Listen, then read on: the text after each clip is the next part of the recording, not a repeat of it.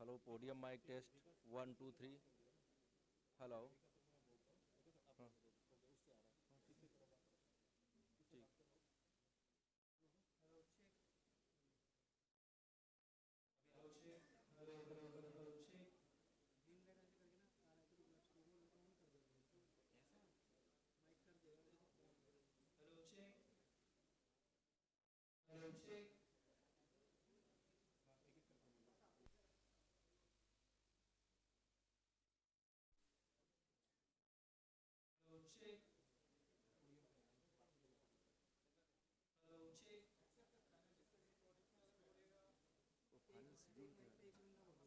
हाँ एक ही बोलेगा।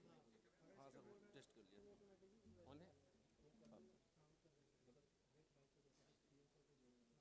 Good morning, everybody. The speech of the finance minister shall be in the plenary hall. So my request to all the eminent persons to move to the plenary hall. We'll come back to the seminar hall for the seminar. That is the instruction I have received. So request people to come to the plenary hall for the speech of the finance minister. Then we come back here for the seminar. Thank you very much.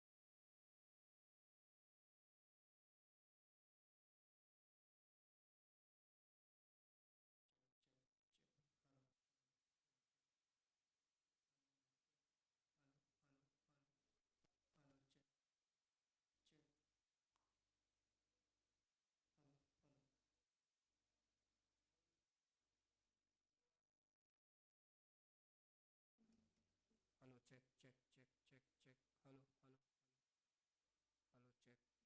check, check. Hello, hello, check, mic check. Hello, hello, hello, hello, hello, hello,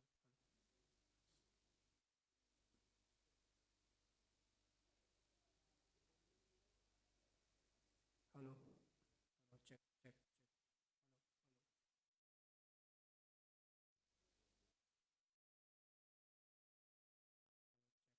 Check, check, 1 2. Hello, hello, hello, check, check, check, 1 2. Hello, hello. ये भी नहीं आ रहा.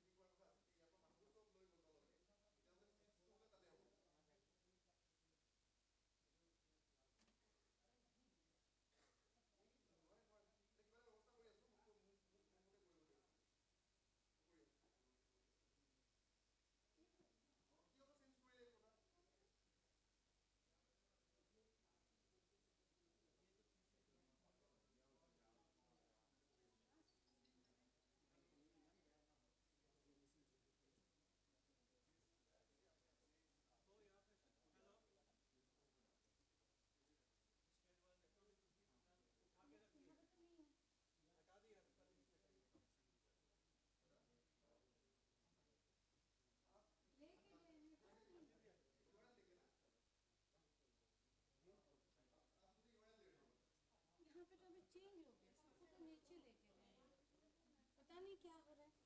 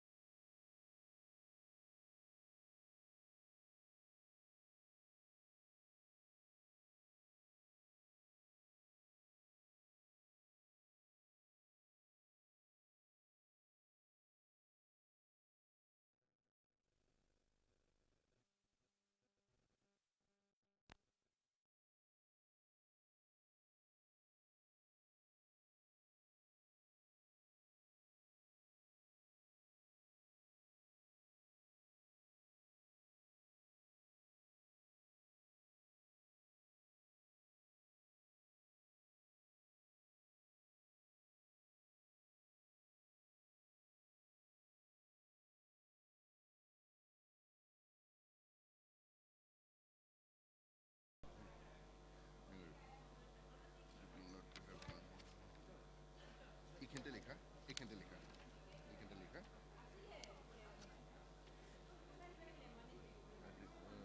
now we are going to pay floral tribute. So I request request. তুমি নিজৰ ল্যাঙ্গুয়েজে লিখা I like to request. এইখিনিতে আহিব ন? হ্যাঁ এখানটা সেয়া অকল তেওঁৰ নামটো ক'ম? no chief guest না and I request CM also will do.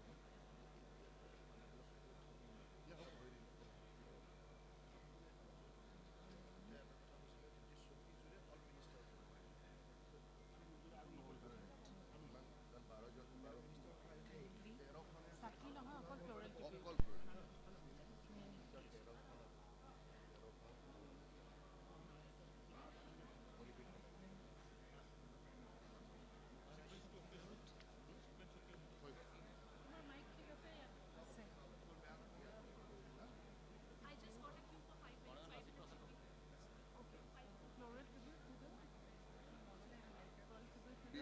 floral tribute before the portrait of Lachit অঁ Borphukan. অঁ ঠিক আছে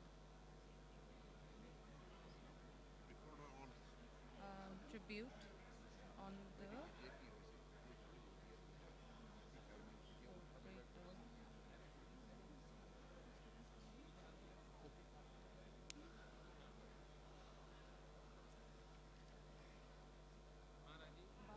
গিফ্ট হেম্পাৰৰ আগত হেং গিফ্ট হেম্পাৰৰ পিছত হেং গামোচা শ্বল তাৰপিছত তোমাৰ ৰেপ্লিকা ৰেপ্লিকা তাৰপিছত gift hamper last হেংডাল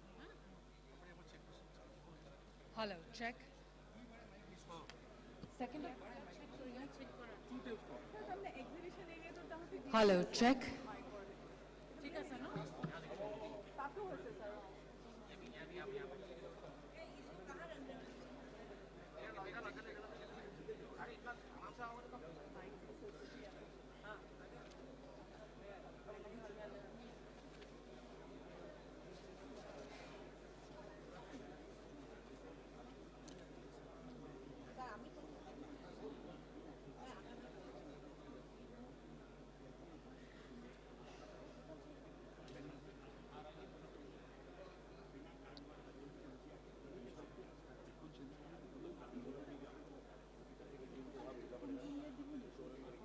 backdrop change होगा ना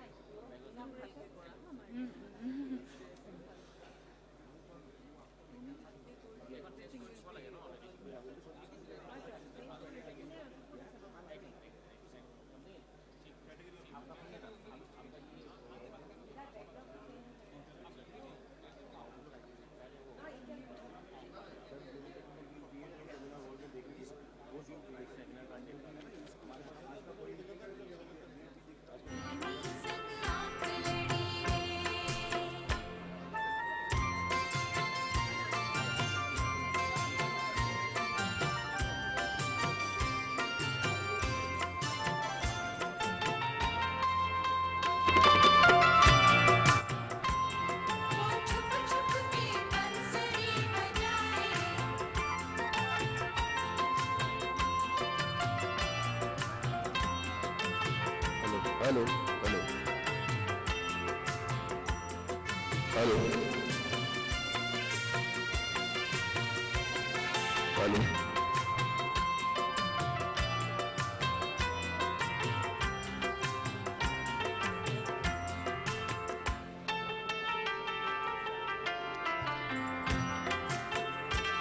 hello hello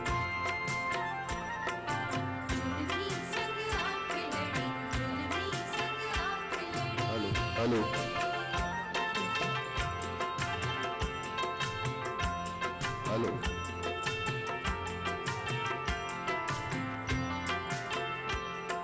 hello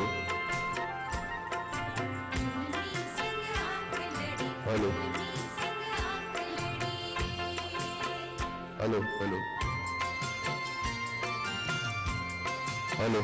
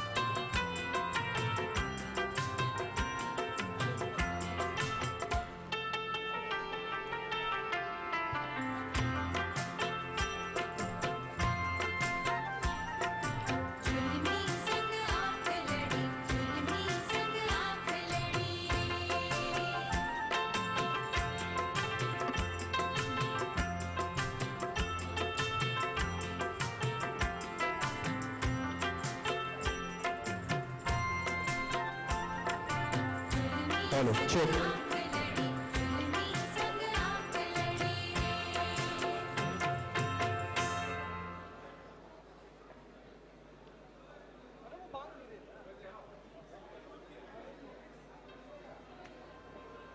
कॉर्डलेस चाहिए क्या आपको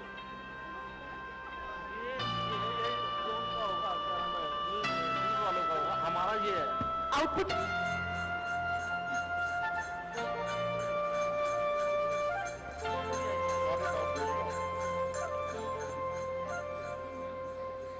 अब आपको ये चाहिए हमारा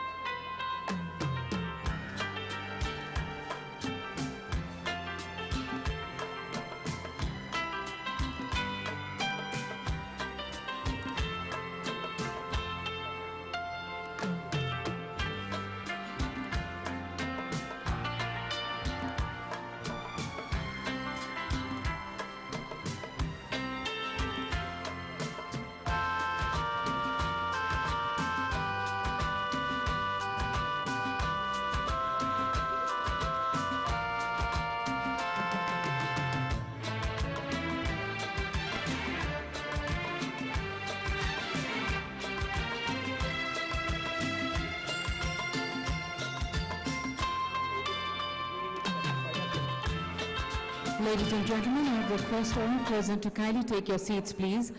In just a while, we'll be starting off with the event. I'd request all present to kindly be seated.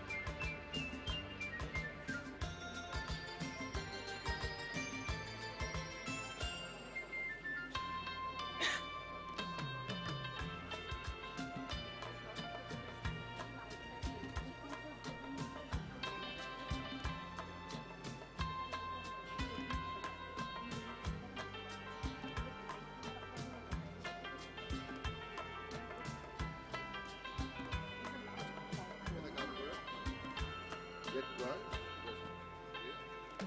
Anyone is the Pradhan of West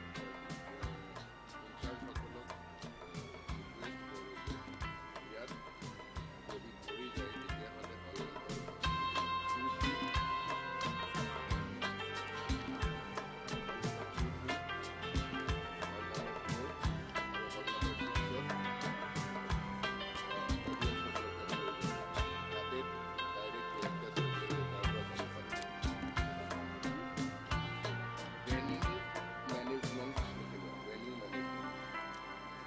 very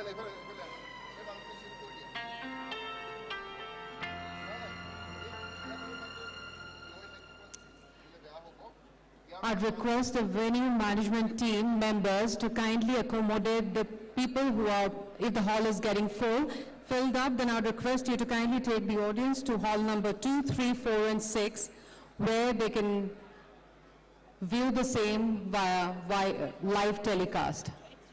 2, 3, 4, and 6. Hall number 2, 3, 4, and 6. I'd request the venue management team members to kindly take care of this. Jodi hall to bhori goise, moi apnalokok onurod korim team member hokolok অনুগ্ৰহ কৰি হল number 2, 3, 4 আৰু 6 লৈ আমাৰ অতিথিসকলক লৈ যাবলৈ তাতে তেওঁলোকে লাইভ টেলিকাষ্ট চাব পাৰিব। ধন্যবাদ।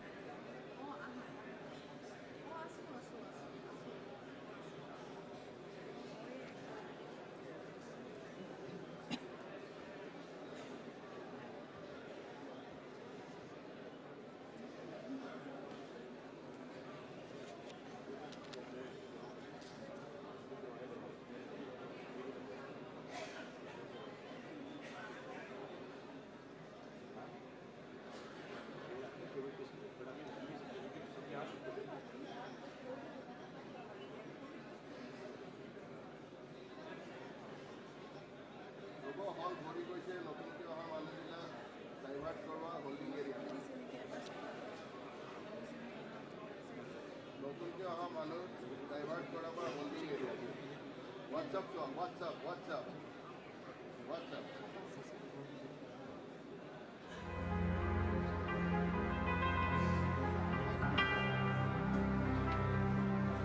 Hello.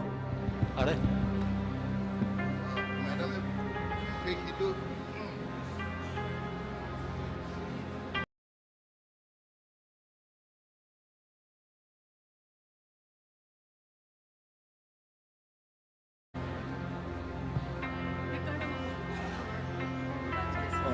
Hello.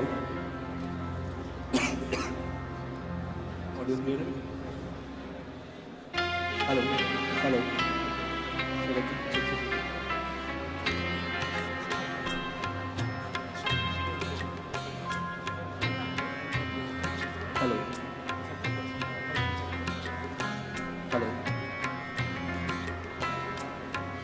मेरा आवाज तो आ रहा है?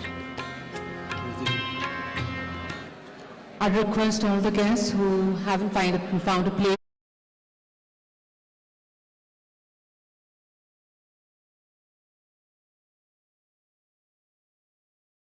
Thank you so much.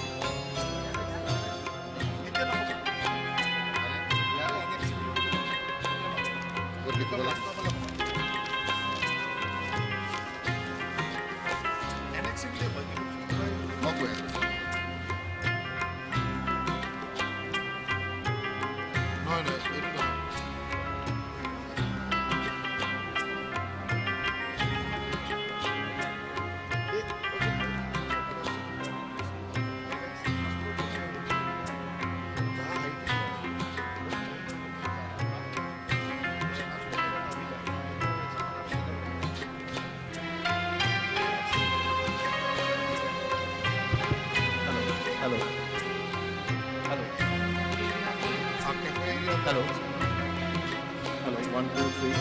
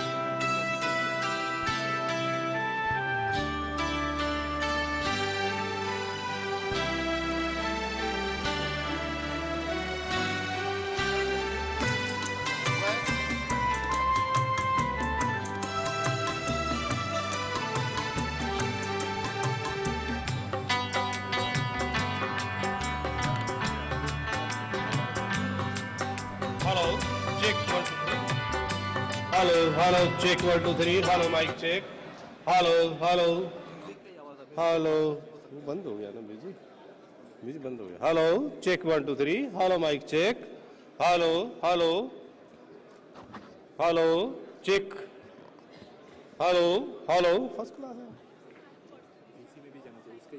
हाँ देखो. Hello, check 1 2 3. Hello, mic check. Hello, hello. Check, mic check. Hello.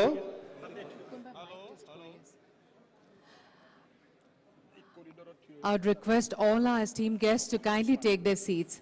মই সকলোকে অনুৰোধ কৰিম নিজ নিজ আসনত যেন আপোনালোকে আসন গ্ৰহণ কৰে ধন্যবাদ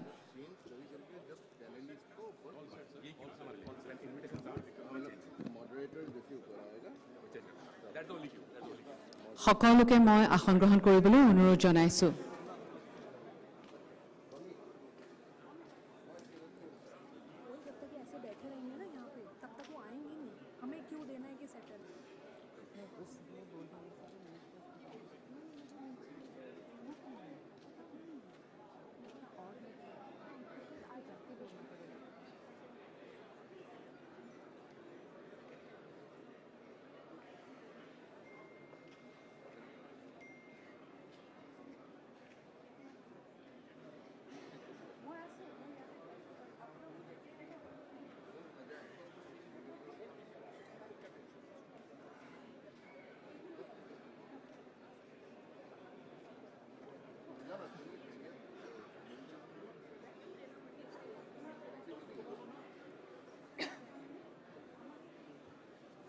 আমি কাৰ্যক্ৰমটো আৰম্ভ কৰিম সকলোৱে নিজৰ আসনটো গ্ৰহণ কৰাৰ কাৰণে বিনম্ৰভাৱে আগ্ৰহ কৰিছো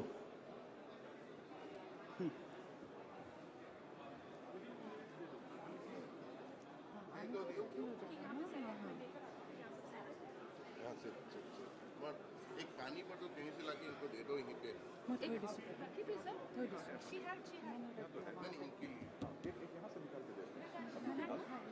ऐसे को तो देते रहे हम देते रहे thank you sir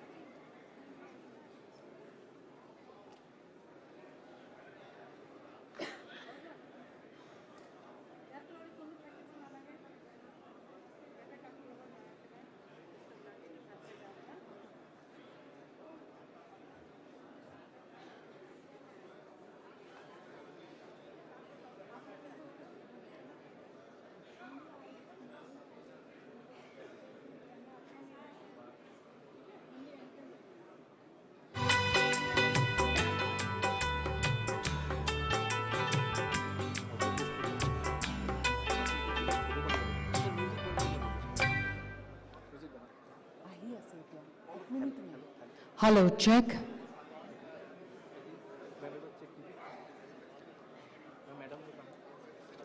Hello, check.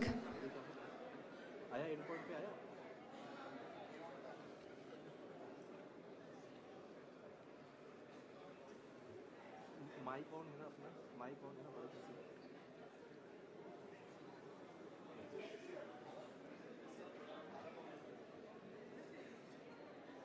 Bharat भूमि से ऑन है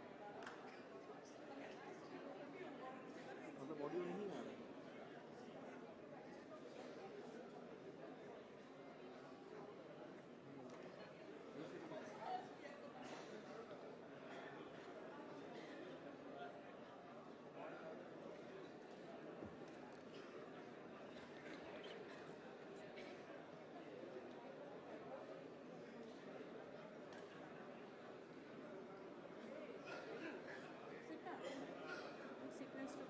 प्रथम mic of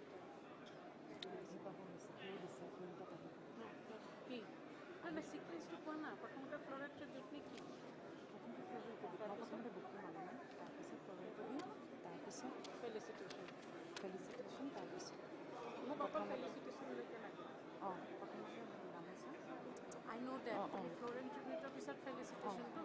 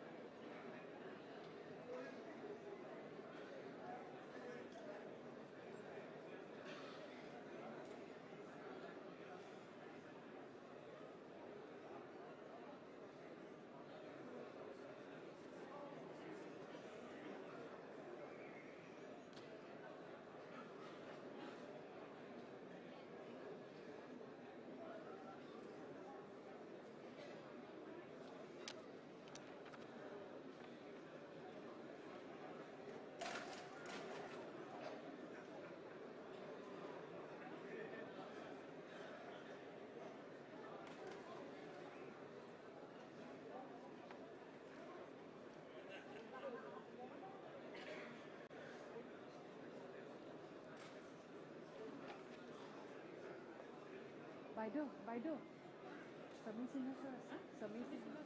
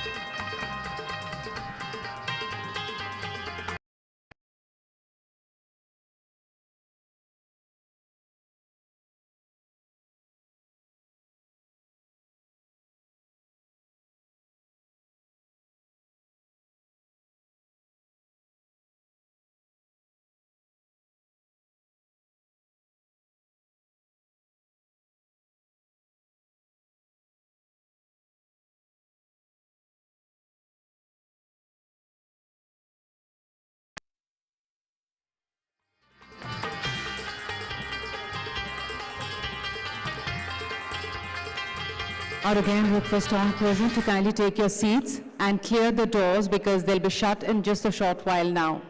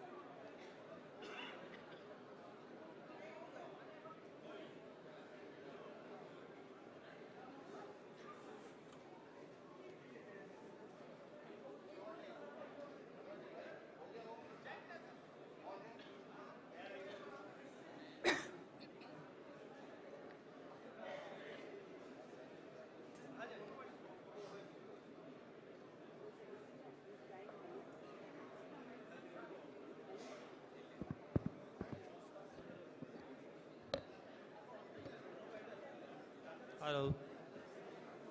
Hello. Check, check. Hello, mic check. Hello, hello. Hello. Hello.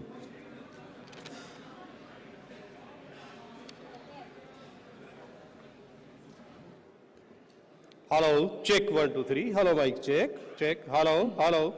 Mic check. Hello, hello. Hello, check 1 2 3. Hello, hello.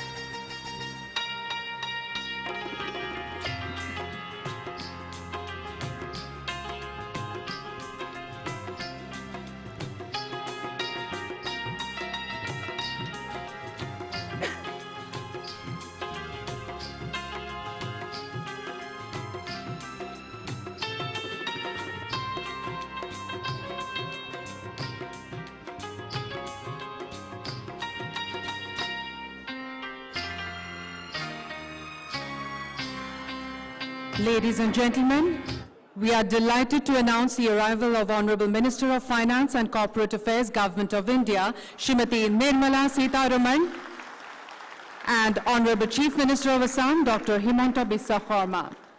I'd request you both to kindly take your seats on the dais.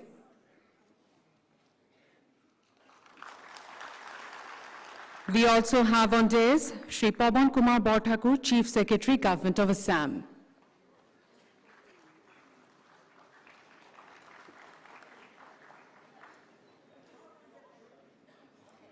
At the outset, we would like to extend our heartfelt gratitude to Srimati Nirmala Sitharaman, Honorable Minister of Finance and Corporate Affairs, Government of India, for inaugurating the two exhibitions being organized as part of the year-long commemoration of the 400th birth anniversary of the celebrated patriot, indefatigable warrior, and legendary Ahom General Lasit Borphukan.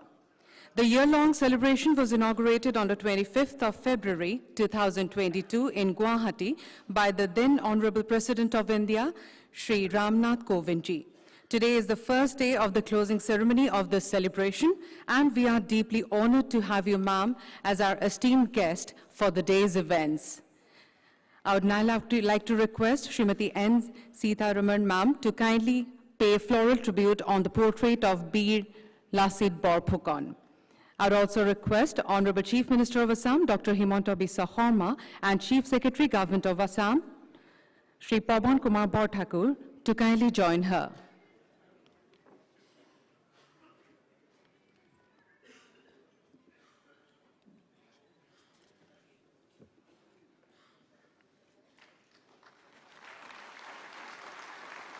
Biswa Sarma and Chief Secretary, Government of Assam, Shri Pawan Kumar Borthakur, to kindly join her.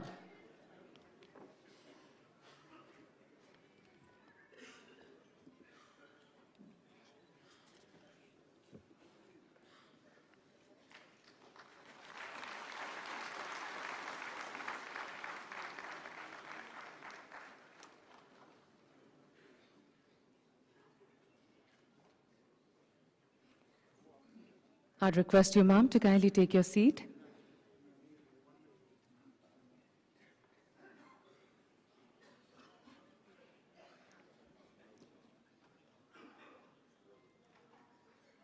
Thank you.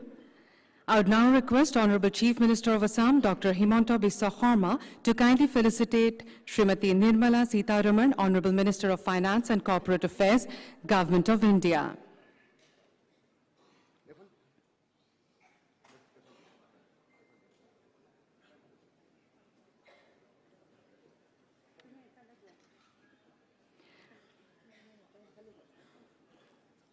She is being felicitated with her gamusa,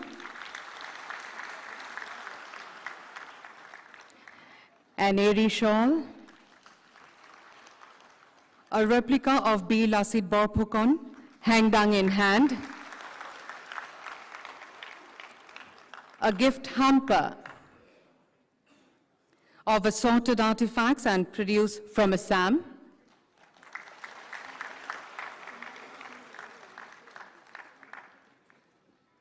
And the hengdang, which is a single-edged sword with a long handle, the weapon of choice of the Ahom warrior.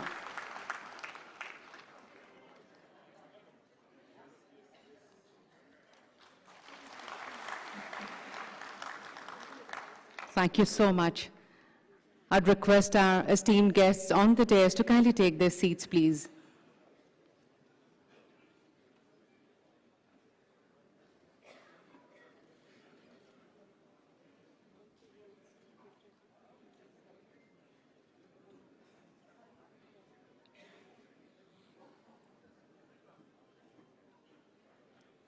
Thank you. I would now request Honorable Chief Minister of Assam, Dr. Himanta Biswa Sarma, to kindly deliver the introductory remarks, please.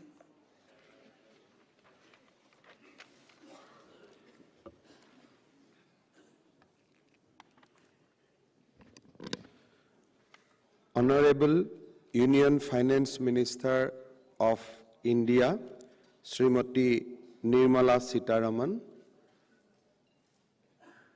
respected academician, dignitaries, ladies and gentlemen, Ahomor পৰা অহা আমাৰ সকলোৰে সন্মানৰ সুধীবৃন্দ, যুৱক যুৱতী বন্ধু বান্ধৱীসকল, সত্ৰাধিকাৰসকল, বিভিন্ন গণ্যমান্য ব্যক্তিসকল আৰু শ্ৰদ্ধাৰ অসমবাসী ৰাইজ. Today is a very significant day for all of us. We have assembled here for the celebration of 400th birth anniversary of legendary military general Lasit Borphukan. In the annals of Indian history, Lasit Borphukan is known for his indomitable courage, sacrifice, and patriotism. His contribution towards protecting the land of Assam from Mughal aggression is one of the most glorious chapters of our history. Lasit Borphukan is best known for his role in leading the Ahom army to victory against the invading forces of the Mughal Empire in 1671 in the Battle of Saraighat. Lasit's victory at the Saraighat helped to preserve Ahom kingdom's independence and protected the culture and civilization of Assam. Lasit Borphukan was a military genius and a fearless leader. He rose to the rank of Commander-in-Chief of Ahom army during the rule of King Chakradhar Singha, who asked him to lead the forces of the kingdom to liberate Guwahati from Mughal occupation. Lasit fought with unflinching commitment for his land and his people, and that is what made him win the battle against Mughals. The Mughals planned to invade Assam, enter Southeast Asia through the Brahmaputra Valley, and spread Islam throughout the region. But Lasit Borphukan created a history by foiling their imperialist policy at Saraighat. This year marks the 400th birth anniversary of the celebrated general.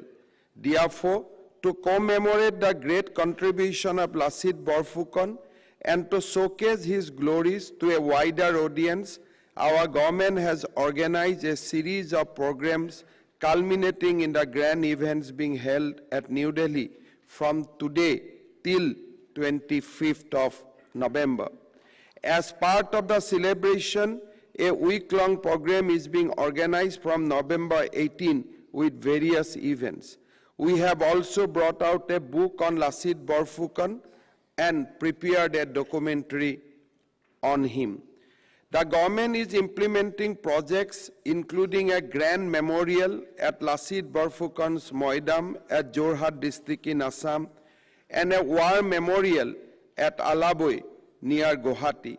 Besides, it is being planned to build a memorial building in the honor of Lasit Borphukan at National Police Academy, Hyderabad.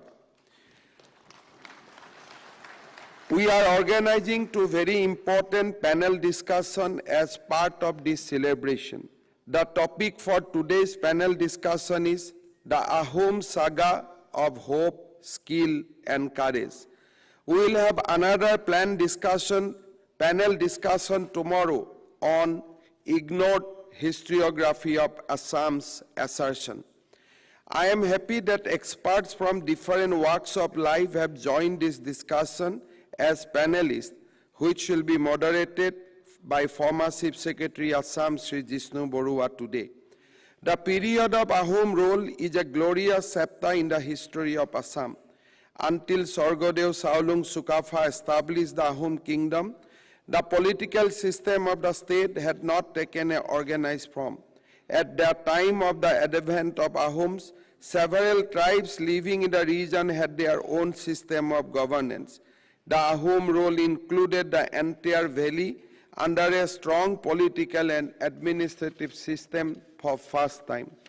The Ahom kingdom expanded enough to bring other ethnicity into its fold, which made the kingdom multi-ethnic and inclusive in its outlook.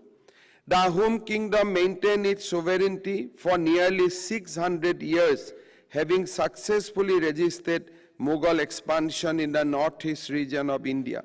If the Ahom had not crushed the Mughal imperialist aggression at that time, the cultural map of Myanmar, including Assam and entire Southeast Asia, would have been different today. It is indeed an honor that Honorable Union Finance Minister Srimati Nirmala Sitharamanji is amidst us at the inaugural day of this celebration today.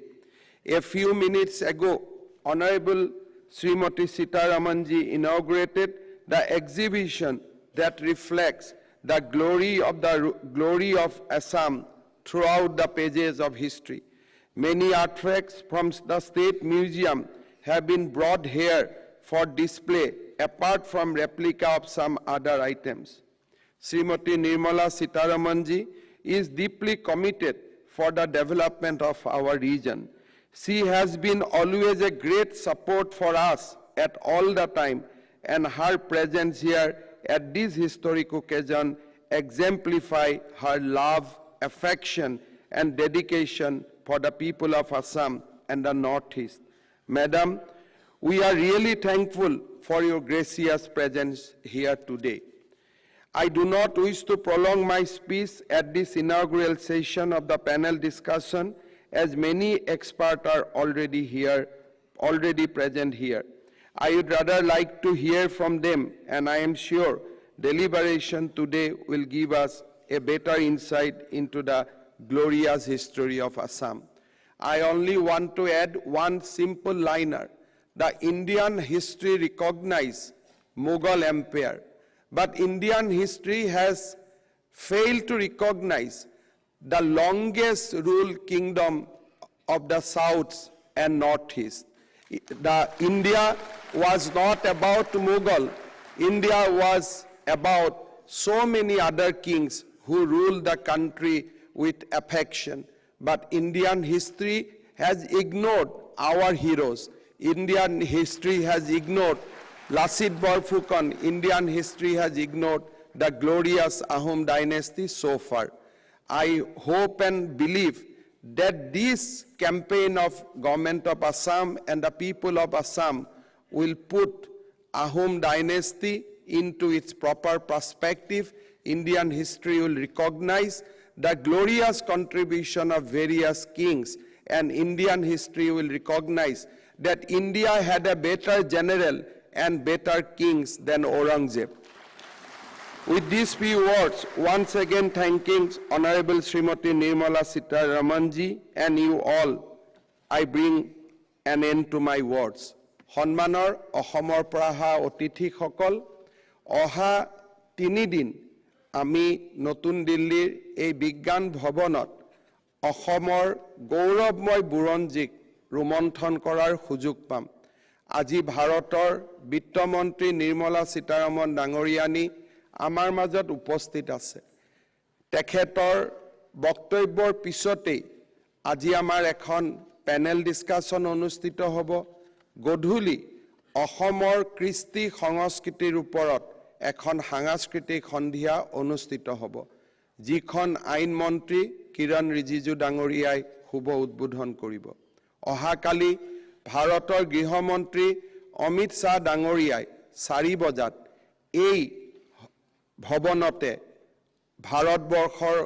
ভাৰতবাসীৰ বাবে অসমবাসীৰ হকে বক্তব্য আগবঢ়াব আৰু তাতেই আমি বীৰ লাচিত বৰফুকনৰ ওপৰত যুগুতোৱা ডকুমেণ্টাৰীখন আমি উদ্বোধন কৰিম অহা 25 তাৰিখে আমাৰ বাবে অত্যন্ত সৌভাগ্য আৰু গৌৰৱৰ বিষয় যে ভাৰতৰ প্ৰধানমন্ত্ৰী নৰেন্দ্ৰ মোদী ডাঙৰীয়াই এই বৰ্ষজোৰা লাচিত দিৱস উদযাপনৰ সমাপন সমাৰোহত ভাগ ল'ব লাচিত বৰফুকনৰ ওপৰত শ্ৰদ্ধাঞ্জলি জনাব আৰু অসমৰ বুৰঞ্জীৰ এক সোণালী অধ্যায়ক ৰাষ্ট্ৰ জীৱনৰ মাজলৈ কঢ়িয়াই লৈ আহিব মই এই গোটেইকেইটা অনুষ্ঠানতে আপোনালোকৰ উপস্থিতি কামনা কৰিম আমি যাতে নিৰ্ধাৰিত ধৰণে সকলোৱে এই 3 দিনীয়া অনুষ্ঠানত যোগদান কৰি আমাৰ অসমবাসীৰ প্ৰচেষ্টাক আমি যাতে এটা মহতো মহিয়ান ৰূপ দিব পাৰো তাৰ বাবে আপোনালোকৰ সহযোগিতা কামনা কৰি মই মোৰ বক্তব্যৰ সামৰণি মাৰিছো ধন্যবাদ জয় অসম জয় Bharat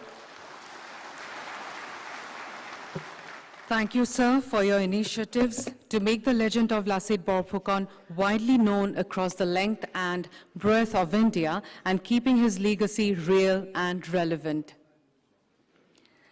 I would now request Srimati Nirmala Sitharaman, Honorable Minister of Finance and Corporate Affairs, Government of India, to kindly deliver her valuable speech.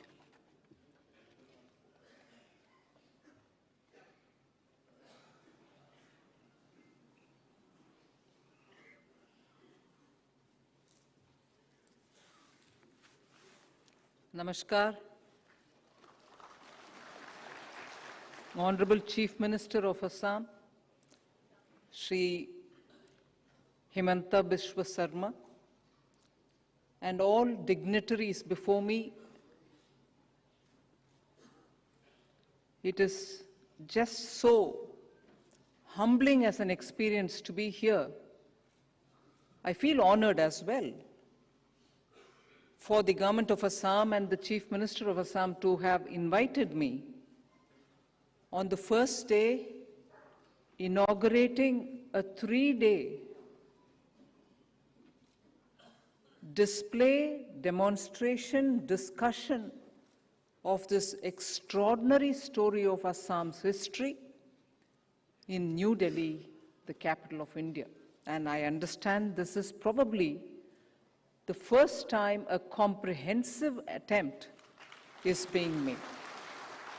There may have been times when somebody did speak about it, or to pick up one or the other important features of Assam's history to speak from, say, New Delhi. And why is it important for New Delhi? Because as capital of India. But here I find, and I place on record my appreciation for the efforts of Government of Assam to showcase rightly, comprehensively, what actually has happened and what has been recorded and what has been achieved over the centuries by the brave people of Assam.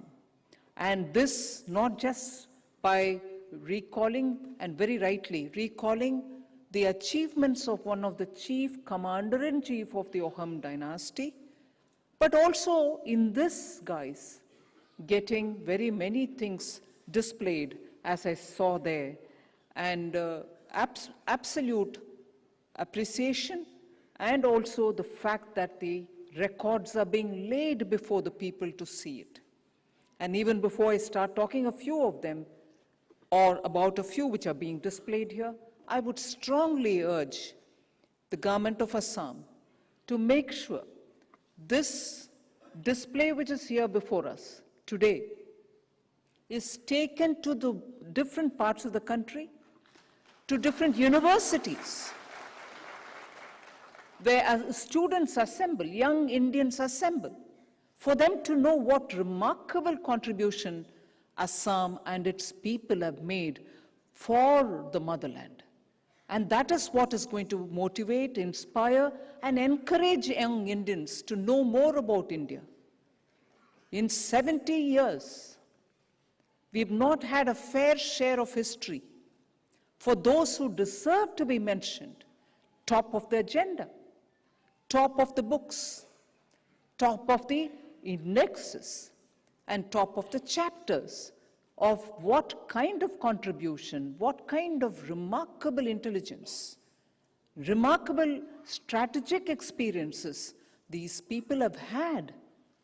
The Ahom kings have been extraordinary in making sure that Assam and its neighborhoods are kept safe from invasions. It's not easy to be from 13th century till about the 18th, 19th century, 18th century, to be holding forth and repelling 17 attempts at invasions into Assam. It's not just easy at all. We've read from different parts of India the various kings and the soldiers and the warrior generals who have kept in their regions very safe, sometimes very successfully and some other times not so successfully, unfortunately. But here is between 1228 or sometimes around that till about 1671, it has been absolutely kept safe. And after 1671, after that historic battle, a battle dominated by the navies, a flotilla of more than 40 ships coming into the Brahmaputra, trying to ingress into Assam, and more than 60,000 soldiers. And how did the Ahom soldiers and the commander-in-chief last really making you proud? And this is the kind of history which Indians should know. I would think it is important, therefore, even if it means a bit of a cost, and I would probably urge the Ministry of Culture also to join hands with the government of Assam to please take this all around the country. We should know strategist, leader, warrior, soldier, and above all, a patriot, a total patriot who knew how he had to give his best to protect his land.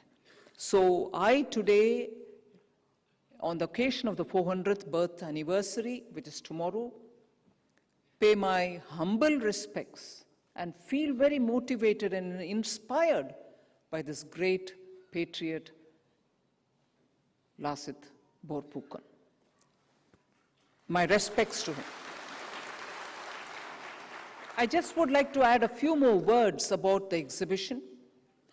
I'm extremely impressed by the culture in Assam to keep recorded history, not just yesterday, last year, last century, but over the centuries, the way in which in different modes, in different materials, history has got engraved, whether it is copper plates or tree barks, or in various different ways, using natural stencils, tools, the history has been maintained. It immediately rang a bell to me in the sense of, in India, there are several parts which have a similar sense of history, wanting to preserve history. For Jammu and Kashmir, if Raja Tarangini were not to be before us, we wouldn't know much about it at all.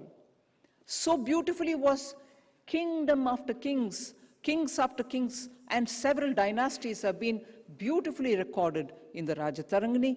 We find here various ways in which the history has been recorded in such detail. And you have an expression also for it, Burajji. So it is so ingrained into the part of the language and also the culture. That is one remarkable thing which came to my mind, which I think is worth showcasing. One other thing which was very impressive for me, and I certainly will keep with interest following it up with the government of Assam is about the Maidam.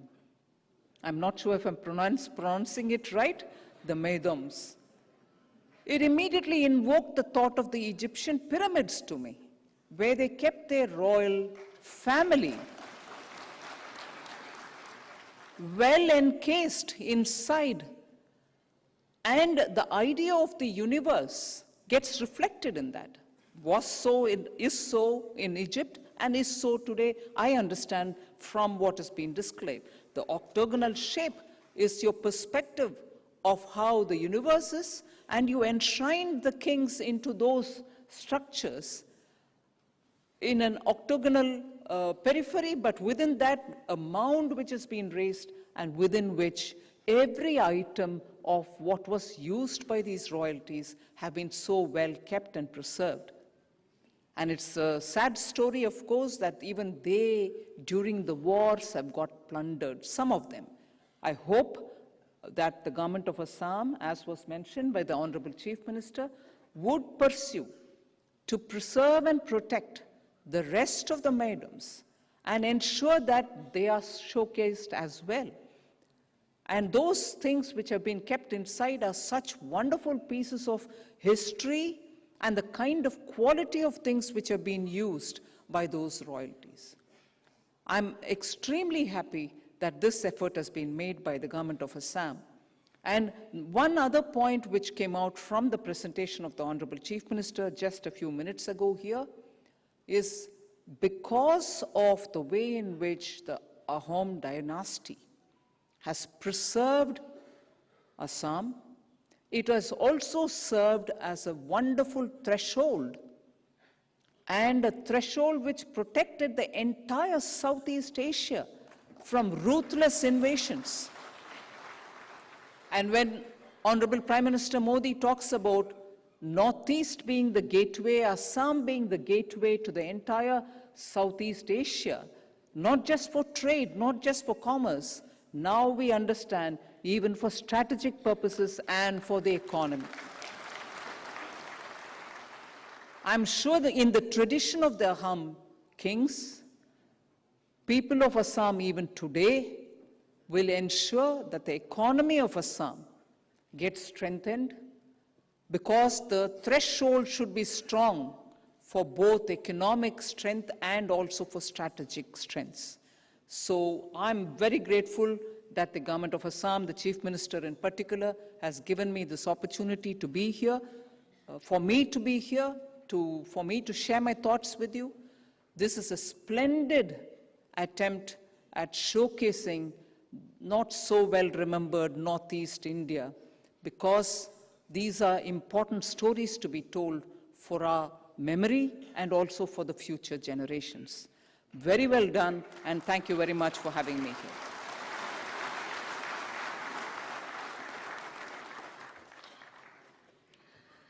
Thank you, ma'am, for your kind words. We are obliged to Honorable Minister of Finance and Corporate Affairs, Government of India, Srimati Nirmala Sitharaman, for being extremely considerate in taking out time from her busy schedule to grace today's event. We'd also like to thank Honorable Chief Minister of Assam, Dr. Himanta Biswa Sarma, Chief Secretary, Government of Assam, Shri Pawan Kumar Borthakur, invited dignitaries, and all guests for being a part of this event. We would also like to express our gratitude to the members of the media and all those who have worked tirelessly to make this event a grand success. Ladies and gentlemen, in just a short while, we will have the panel discussion. I'd request honorable guests on the dais to kindly take their seats with the audience.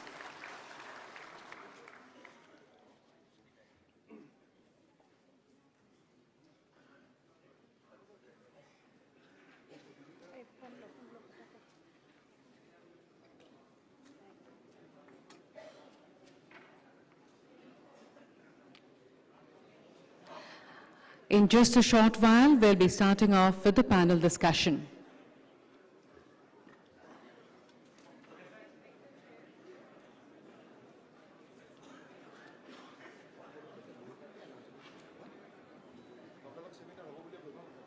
ক্ষন্তেক পিছতে আমি পৰৱৰ্তী কাৰ্যসূচীলৈ আগবাঢ়িম সকলোকে অনুগ্ৰহ কৰি বহি থাকিবলৈ অনুৰোধ জনাইছো I would request all present to kindly be seated please in just a short while we'll be starting with the panel discussion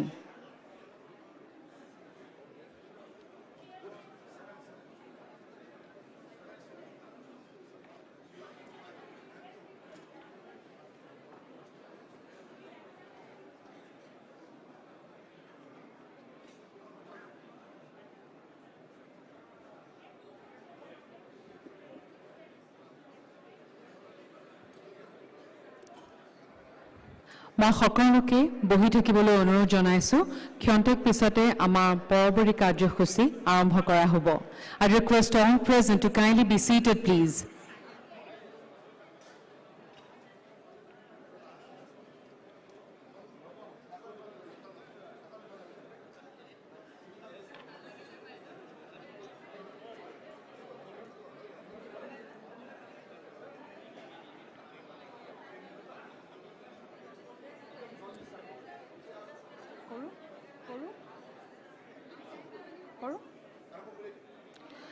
Ladies and gentlemen, the topic of the panel discussion about to follow is the Ahom saga of hope, skills and courage. He is a master's in history from St. Stephen's and is passionately interested in the subject. I would request you, sir, to kindly come forward to the dais.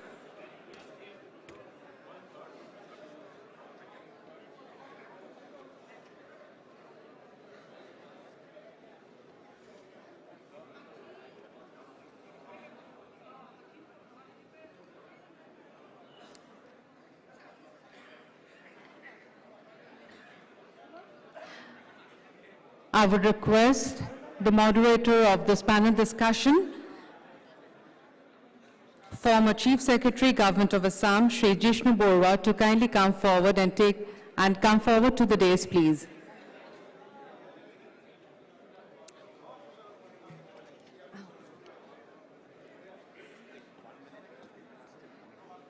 I'll wait. I'll start.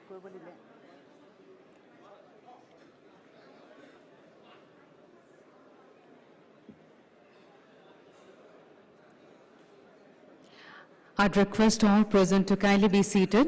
সকলোকে বহিবলৈ অনুৰোধ জনাইছো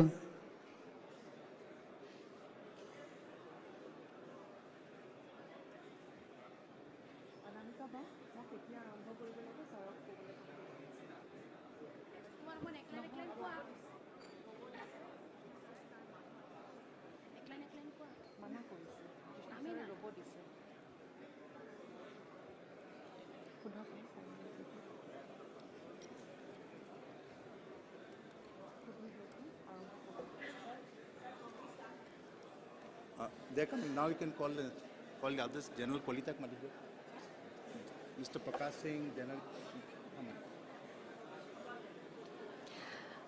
We have in our midst eminent panelists who have greatly distinguished themselves in their chosen professions.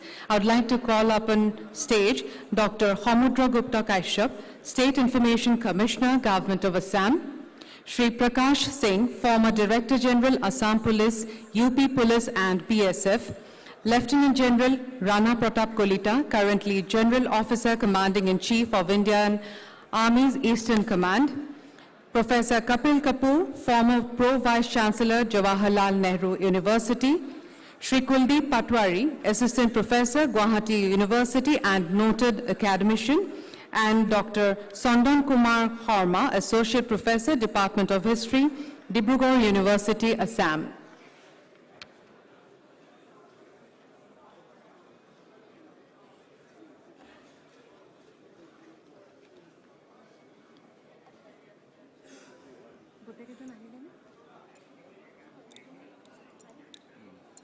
Yes, I think must have gone to bed.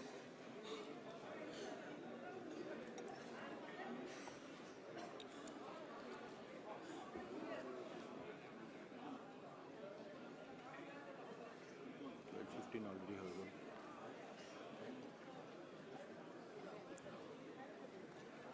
Thank you. I would now request our moderator for the panel discussion, Shri Jishnu Borwa, to kindly initiate the discussion, please.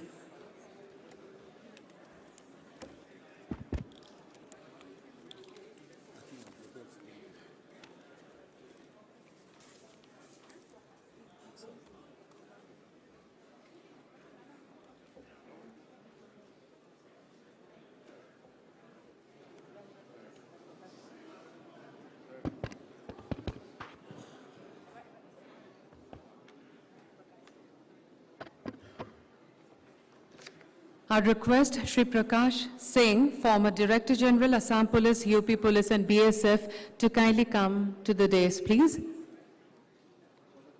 Shri Prakash Singh.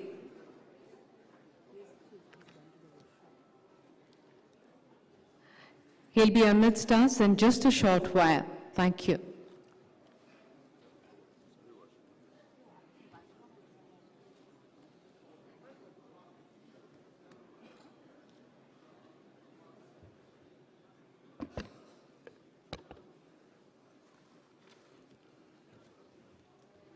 Distinguished guests, dear panelists, on the occasion of the 400th birth anniversary celebration of Lachit Borphukan, Assam's icon of patriotism and courage, two panel discussions are being held today and tomorrow. Today's discussion will be on the Ahom saga of hope, skills, and courage, for which we have a list of distinguished panelists who have been already introduced to you. Nevertheless, let me briefly once again mention that it comprises Shri Prakash Singh, IPS retired, Lieutenant General Rana Pratap Kolita, Professor Kapil Kapoor, Dr. Samudra Gupta Kashyap, Dr. Chandan Kumar Harma, and Shri Kuldeep Patwari. Ladies and gentlemen, the medieval period of Assam was dominated by the Ahom kings, who ruled for an astonishingly long period of 600 years, from 1228 Common Era to 1826 Common Era. The long rule of the Ahom kings, among other things, gave rise to the composite Assamese culture and identity, the spread of the Assamese language, and the Hindu religion. The Ahoms consolidated their rule in Assam by adopting what has been described as a judicious policy of war, peace, and conciliation, and assimilation, and using the geography of the land to their advantage. It is also, as the Honorable Chief Minister mentioned and Honorable Finance Minister had mentioned, that Ahom rulers kept a meticulous record of their times, and all these have come down to us in the form of Burunjis. And in Assamese language, the word for history is also Burunji. The longevity of the Ahom kings was due partly also to the robust pike system that they had put in place, wherein every citizen of the kingdom had to pay his taxes, not in the form of cash payments, but in terms of services and physical labor to the monarch. And that included building roads, embankments, and other public works, and also doubling as soldiers during wartime. In fact, the Ahom kings did not have a standing army at all, and the army actually comprised largely of peasants who were the pikes of the kingdom. Indeed, it was this fiercely loyal civilians or citizen militia, just like the Vietnamese, who defeated the powerful Mughal army in 1671 in the naval battle of Saraighat. After the war, Raja Man Singh, the commander-in-chief of the Mughal army, could not but praise his Assamese adversaries in these words, quote, "Every Assamese is expert in rowing, boats in shooting arrows, in digging trenches, and welding guns and cannons. I have not seen such specimens of versatility in other part of India." Unquote. The crowning jewel of the Ahom leadership was none other than Lachit Borphukan, who had inflicted the said crushing defeat of the Mughals in 1671. Lachit Borphukan was a contemporary of Shivaji, the legendary Shivaji Maharaj of the Marathas.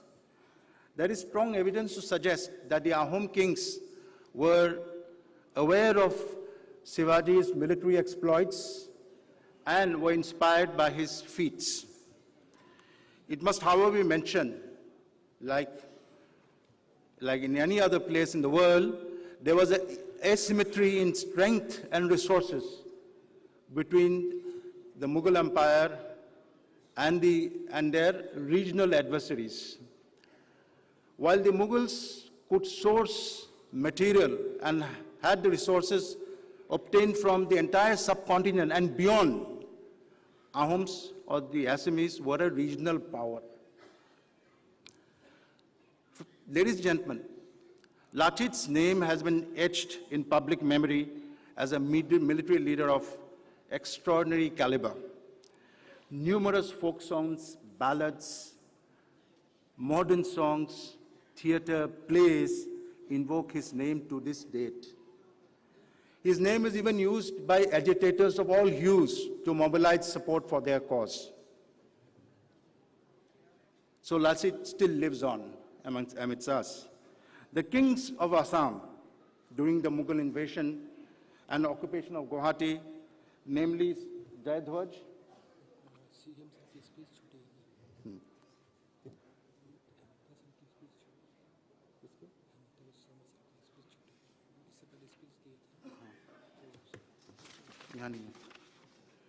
the kings of Assam during the Mughal invasion and occupation of Guwahati, namely Jayadhwaj, Chandadhwaj, and Udayditta, were never reconciled to even temporary loss of territory and the humiliation that they had suffered at the hands of the Mughals. They all had a very strong sense of pride and self-respect, and they worked unremittingly for the expulsion of the Mughal invaders. King Jayadhwaj, even King Jayadhwaj, who had to agree to the humiliating terms of the Treaty of Giladhari, where he had to deliver his only daughter, Ramani Gabhoru, or alias Rahmat Banu Begum, to the Mughal harem, never lost hope. And he, in fact, immediately started preparing for his long drawn-out conflict against the Mughals after signing this treaty.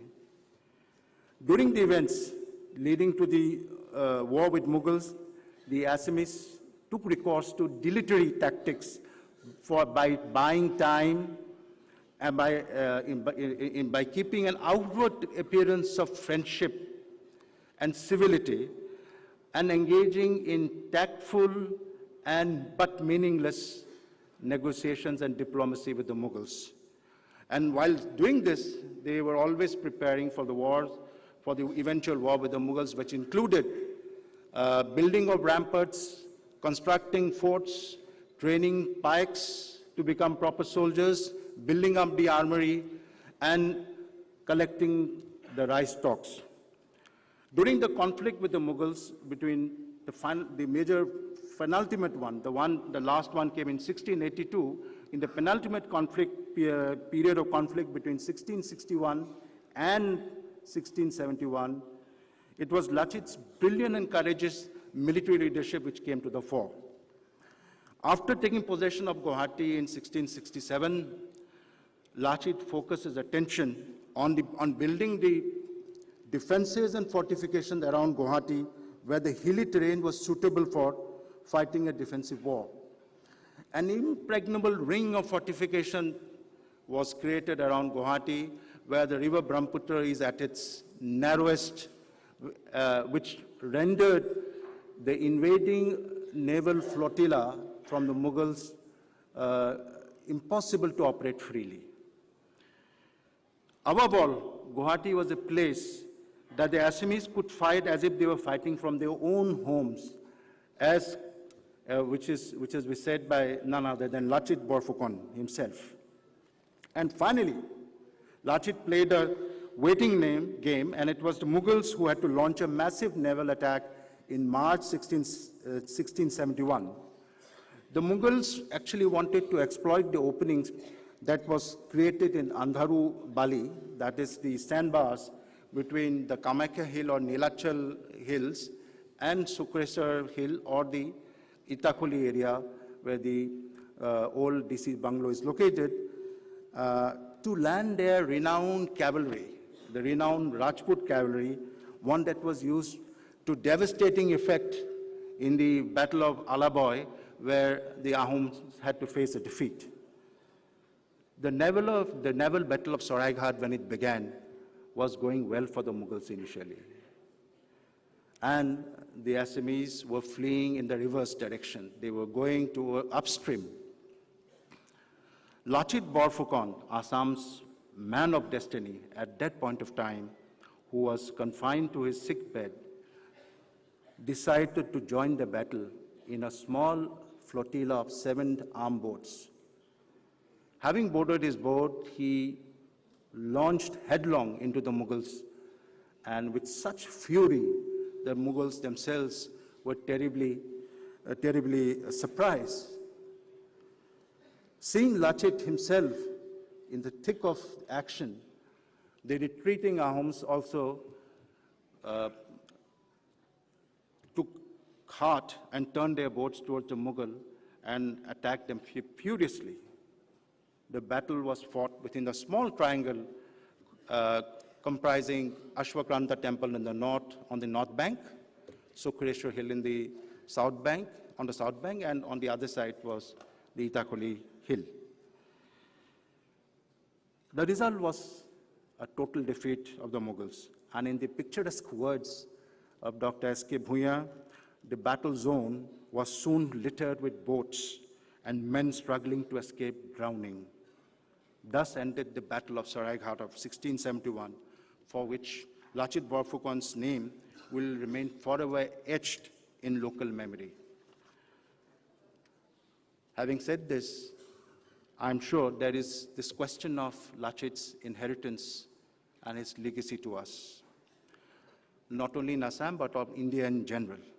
I'm sure the learned panelists will have something to say and spell out at some point during the interventions. With these few words, I complete my introductory remarks, and we now move on to the first speaker today, which I will announce from the stage.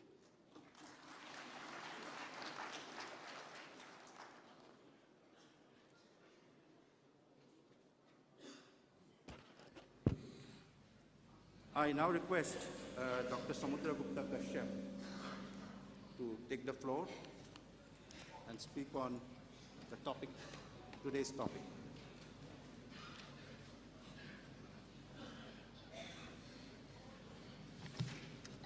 Honorable Chair and my co-panelists and the esteemed audience in this hallowed Vigyan Bhavan auditorium. At the very outset, I extend my greetings to all of you on the occasion of the 400th birth anniversary of Lachit Borphukan.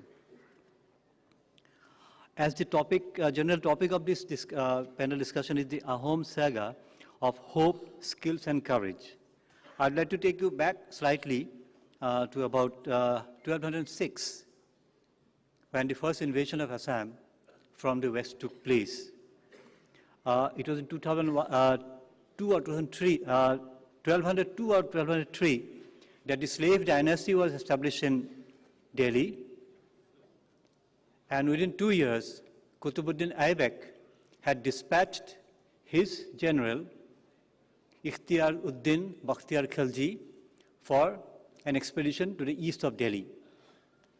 He occupied one after the other Prayag, Kanauj, Abad, Benares, small kingdoms of Bihar and Bengal, and then knocked on the doors of the then Kamrup king, Maharaja Prithu or Vishwan Sundar Dev.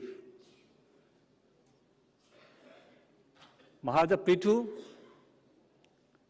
initially refused to fight. He said, "We do not fight our neighbors." By that time, Khalji had become a neighbor by occupying Bengal. But within less than a year, a battle took place, and about 1 lakh soldiers of the first Muslim invader of Assam had literally evaporated, disappeared, and melted on the banks of the Brahmaputra. And Bakhtiar Khalji managed to somehow reach back to Bengal and died within a few weeks of embarrassment, defeat, and disgust. That was the first attack on Assam by a Muslim invader from the west, and also the first victory registered. Since then, we had a series of attacks from the west. The Mughals had not arrived in India at that time. The Ahoms had not arrived in Assam at that time. And we have a list of great heroes from Assam, from the Brahmaputra Valley, and from, in the later period, from the three glorious Assamese kingdoms, which extended from the Dikorai on the east to the Korotua on the west, the Ahom kingdom, the Kamrup kingdom, and the Koch kingdom. And the list, I'll just read out a list of these great heroes who had mostly defeated the Muslim invaders from the west. Kamrup king Handhya had defeated Tughlil Khan in 1257. Durlabh Narayan had defeated Sultan Tughlaq in 1333. Indra Narayan had defeated Sikandar Shah in 1356 to 62. Then for the first time, the Ahoms allied with the Kamata king, and the Kamata Ahom alliance defeated Ghiyasuddin in 1405. Chakradhwaj, a Kamrup king, defeated Barbak and Ghazi between 1456 and 79. Nilambar, another king of Guwahati, he fought bravely. He lost that battle to Sultan Alauddin Hussain Shah in 1498. And it was at that around 1533 that the Ahom army came directly face to face with the then Muslim rulers. The Mughals had not arrived in Bengal in 1533, and it was led directly by Suhungmung, who chased the invaders out of Bengal, out of Kamrup, out of Kamata, and beyond the Korotua, and his soldiers washed their hangdowns on the water of the Korotua, and it has been written by historians as such, I quote,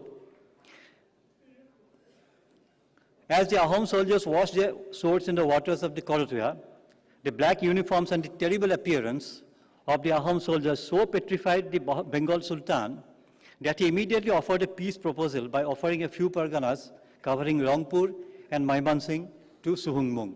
So that was the first direct encounter of the Ahoms against the Muslim invaders at the time. The next great hero who fought the Muslim invaders from the west was Silarai, the great Koch king, who fought Sulaiman Karani. Of course, he was trapped and he was almost killed, but then he came out of it by his typical military acumen. And the first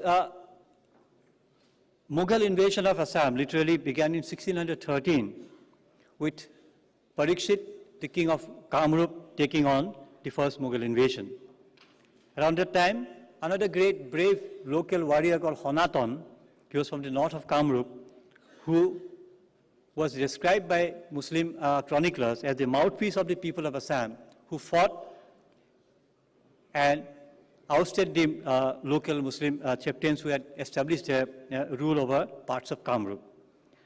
Mention must also be made of 18 local chiefs of Dokhin Kul, starting from Dimorua in the east, Dimorua, Honapur, Rani, Beltola, and going west up to Koraibari, which is now on the border of Assam and Bangladesh in the South Salmara district.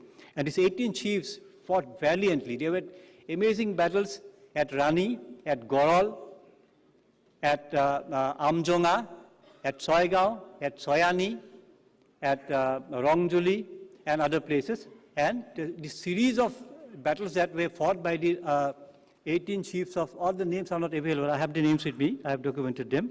This was between 1615 and 1617. And at that time, around that time, the Ahoms entered into the fray by initially supporting the local chiefs of Kamrup, particularly Dokhin Kul rulers, and then extending support to Boli Narayan, the king of Kamrup, and then to Madhusudan, in 1618. There are several other heroes who had fought ahead of Lasit Borphukon. Mention must be made of Madhusudan of Kamrup again in 1618. He was described by the Muslim chroniclers as the most unyielding fighter of Assam. Porokhuram, another great hero who fought in 1618. There's a very typical character called Sumaruet Kayat. He was a great organizer of this Dokhingul part of Assam, of Kamrup and Goalpara. He was one of the most dreaded local heroes, most dreaded by the Muslim invaders. Jodu Nayak is another great hero, a gallant fighter. 1617, the Ahom army directly comes face to face with the invaders and the Mughals, and that was Susengpha comes in first. Susengpha comes out to help Bali Narayan of Kamrup because they had a matrimonial relationship between Kamrup and the Ahom royalty at that time was established. Followed by the entry of the great Mumai Tamali Borborua in 1638. The first of the 44 Borboruas, the Borbora was an equivalent to a chief secretary and a cabinet secretary and a chief justice. But as the chairman chair of this session had said, that Assam didn't have a regular army, and everyone, right from the Bhokot to the king, had to rise to the occasion when there was a call for saving the country. So the Mumai Tamuli's entry to the entire battlefield, the entire scenario, had changed the perception of war, changed the scenario, changed the tactics and everything else. He was one of the, as we know, he had risen from the ranks, from being a bonded labor to become the first to occupy the post of Borborua. Then we see Tongchu Hondikoi, who fought again in 1657, Tamuli Doloi, and then comes another great statesman into the scene, that is Aton Buragohai, whom we see there entering the field in 1662-63, also leading from the front in the battles of Guwahati. But the full credit must go to Chakradhar Singha, who had handpicked Lasit Borphukon, Lasit Deka, who was initially just a Hasoti Dhora Tamuli in the cabinet room or in the royal meeting room. But then he had grown up, he had got the best of the education as the son of Mumai Tamuli Borborua, and he was handpicked. We know the story, I don't want to go into the detail, but then the rapport that he had built as being a Lulaka Horia Borua with the king was wonderful. It was he who had asked the king, or the king who had asked him, what would happen, are there men in this country? He had replied, Mughals are none, but human beings like us. There would be no doubt of capable persons to lead the army. Chakradhar Singha on that identified, yes, this is the man I was looking for. We know the story of how he was put through a test as he was called to the palace. A person was kept somewhere there hidden, and he came and snatched off the turban of Lasit Borphukon, and Lasit had pulled out his sword and changed him, and the poor person had to hide under the throne of the king. And there the king thought, yes, this is the man who knows what is pride, what is the call of duty.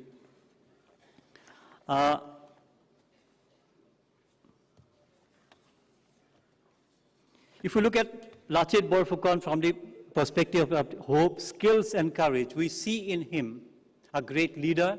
We see in Lasit Borphukon a great organizer. We see in him a great military strategist. We see in him a great trainer. We see in him a great statesman. We see in him a person totally committed to the protection of the land.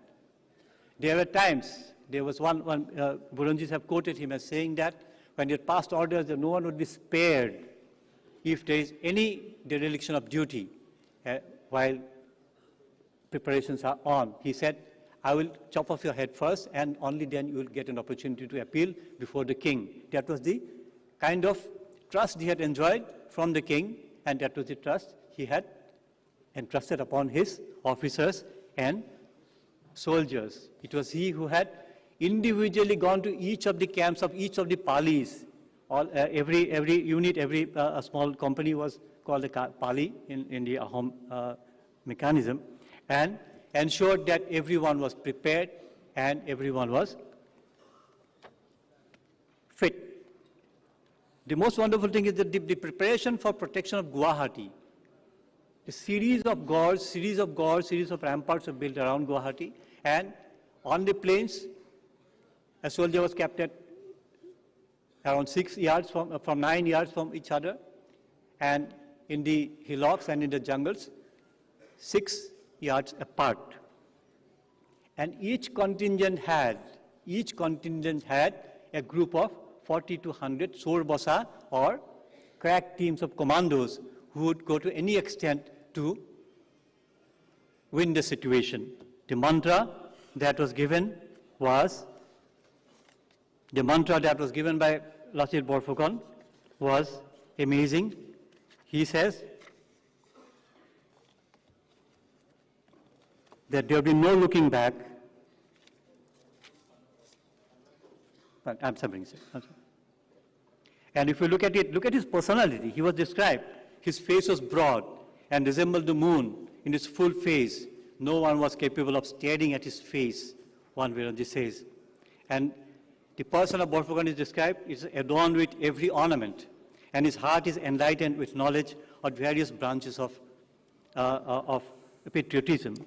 And he said, the Borphukan, the inscription that you see outside, that round victory pillar in Guwahati, which was it was discovered at Fatah Lambari, now preserved in the State Museum. It says, the Borphukan of Namjani, it is Lower Assam, son of the Borborua, lived with glory after having attained victory over the Yavanas or the Muslims, who were equipped with various war weapons, elephants, horses, and captains. The person of the Borphukan is adorned with every ornament. His heart is enlightened with a knowledge of various branches of learning. I believe, sir, Lachit Borphukan alone makes 20 to 30 different research subjects: his leadership, his statesmanship, the soldier in him, the patriot in him, and the great organizer in him. Thank you once again. Thank you, Dr. Samudragupta Kashyap, for tracing the background of all the invasions prior to the Ahom period. I'll now request Sri Prakash Singh to kindly address.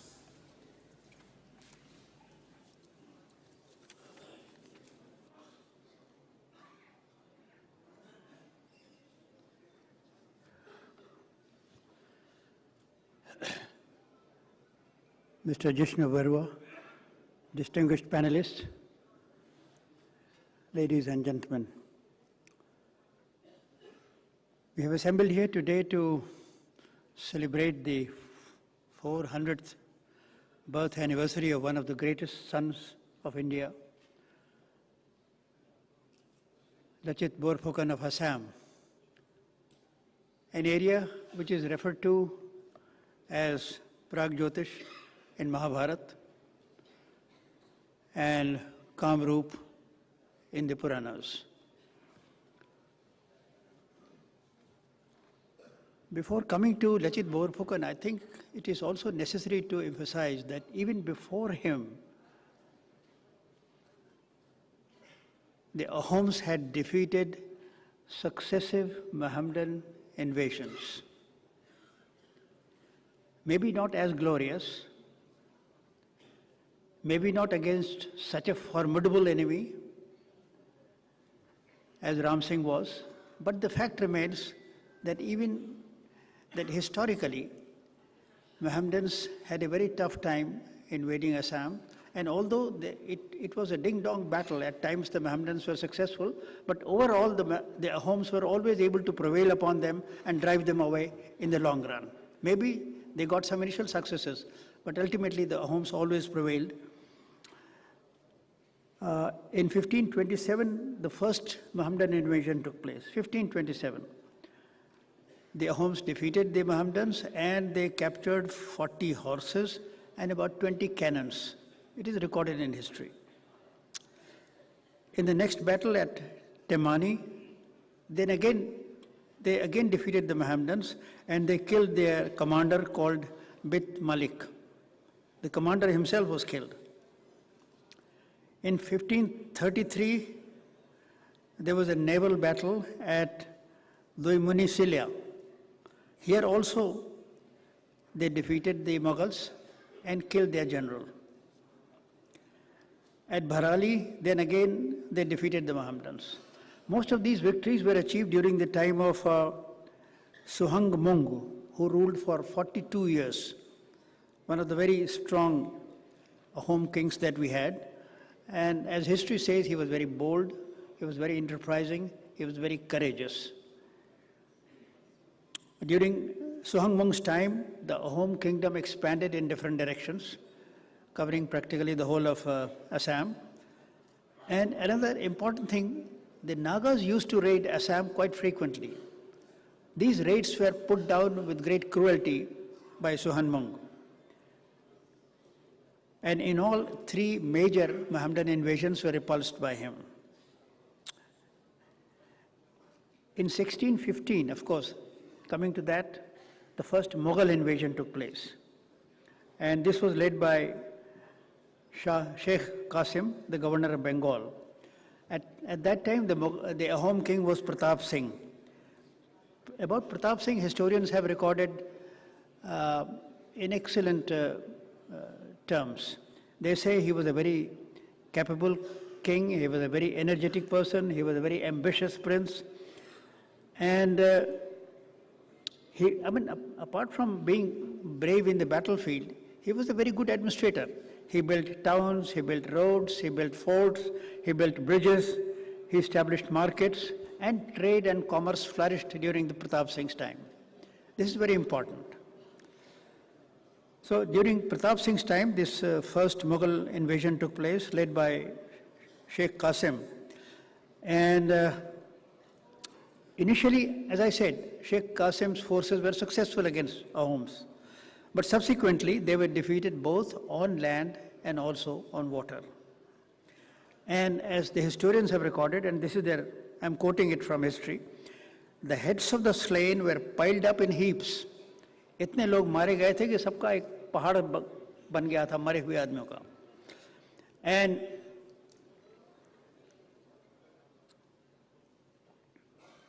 thank you, sir. We are honored by your presence, sir.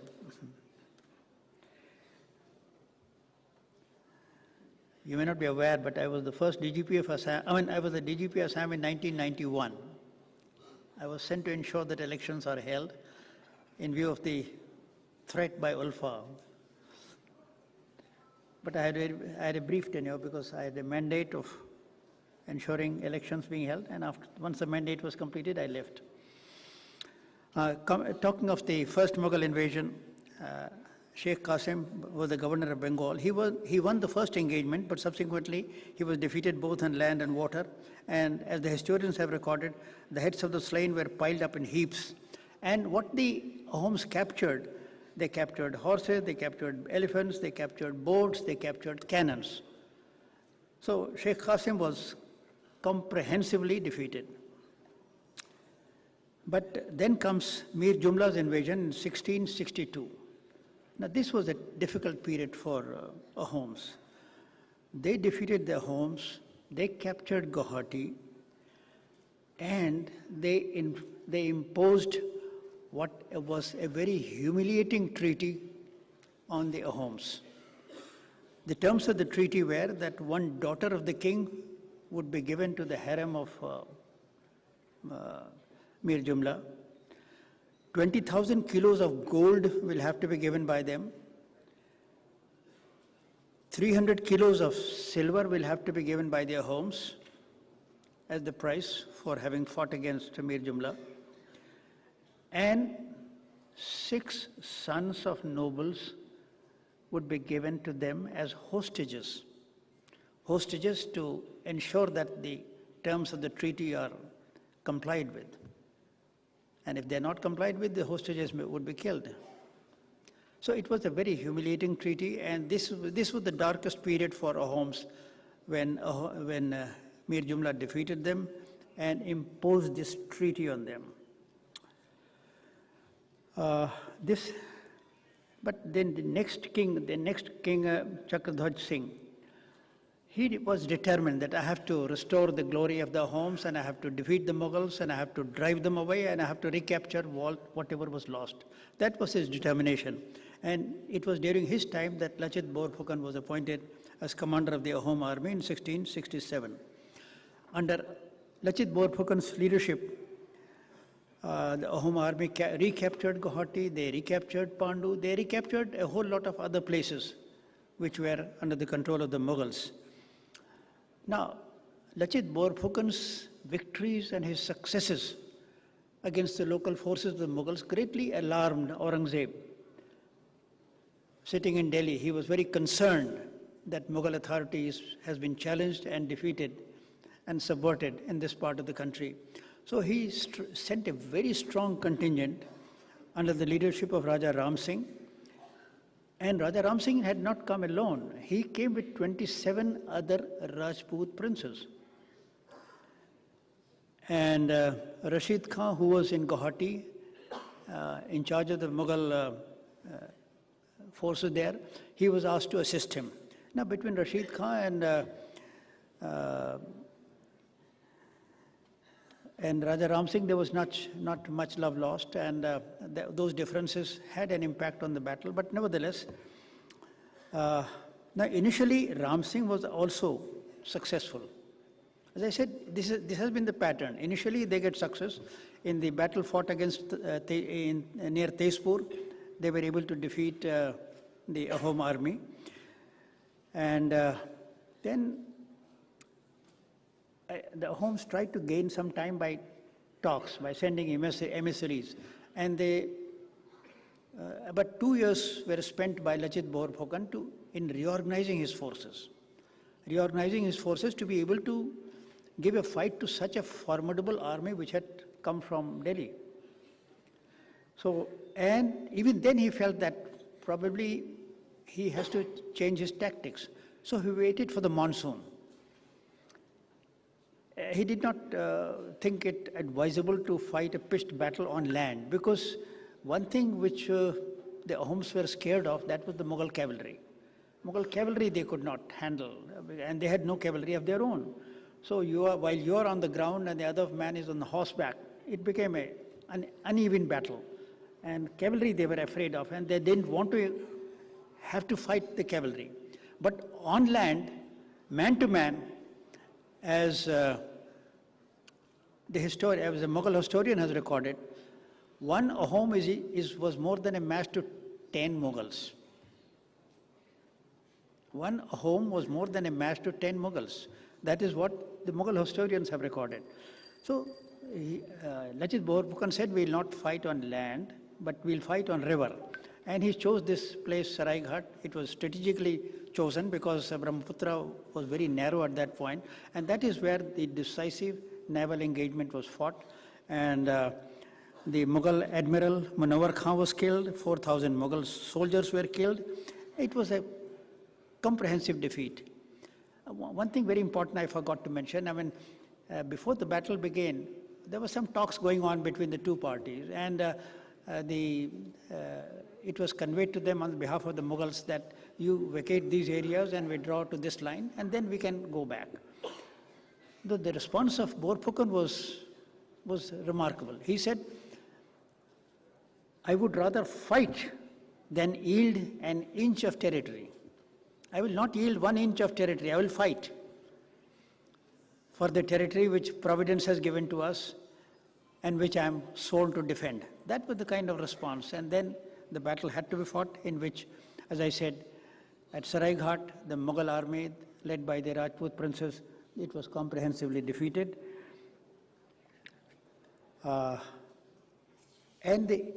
This was the last great battle between the Ahoms and the Mughals. And during the reign of Pratap Singh and during the reign of Chakradhwaj Singh, the Mughal army was comprehensively defeated. And after this battle of Saraighat, the Mughals, thereafter, there is no record of any Mughal invasion of Assam by any strong contingent. The Mughals said, now we give up. Although there is there's a mention that after the death of Lachit Borphukan, Mughals again captured Guwahati in 1679, but then during the reign of Gadadhar Singh in 1682, Guwahati was retaken. But the Battle of Saraighat was the last major battle where, after being comprehensively defeated, the Mughals gave up and did not make any fresh attempt to enter Assam or defeat the Ahoms. I'm very happy that we are celebrating his birth anniversary, and we are trying to give Lachit Borphukan, placing him on a pedestal and giving him the place of honor which he deserves in Indian history. But what I feel bad about and what I feel sorry about is that we have taken 70 years to discover his contribution to Indian history. And Lachit Borphukan is not the only one. There are so many other generals in different parts of the country who are still waiting for that level of recognition. What recognition have we given to Zorawar Singh, who led campaigns in Tibet?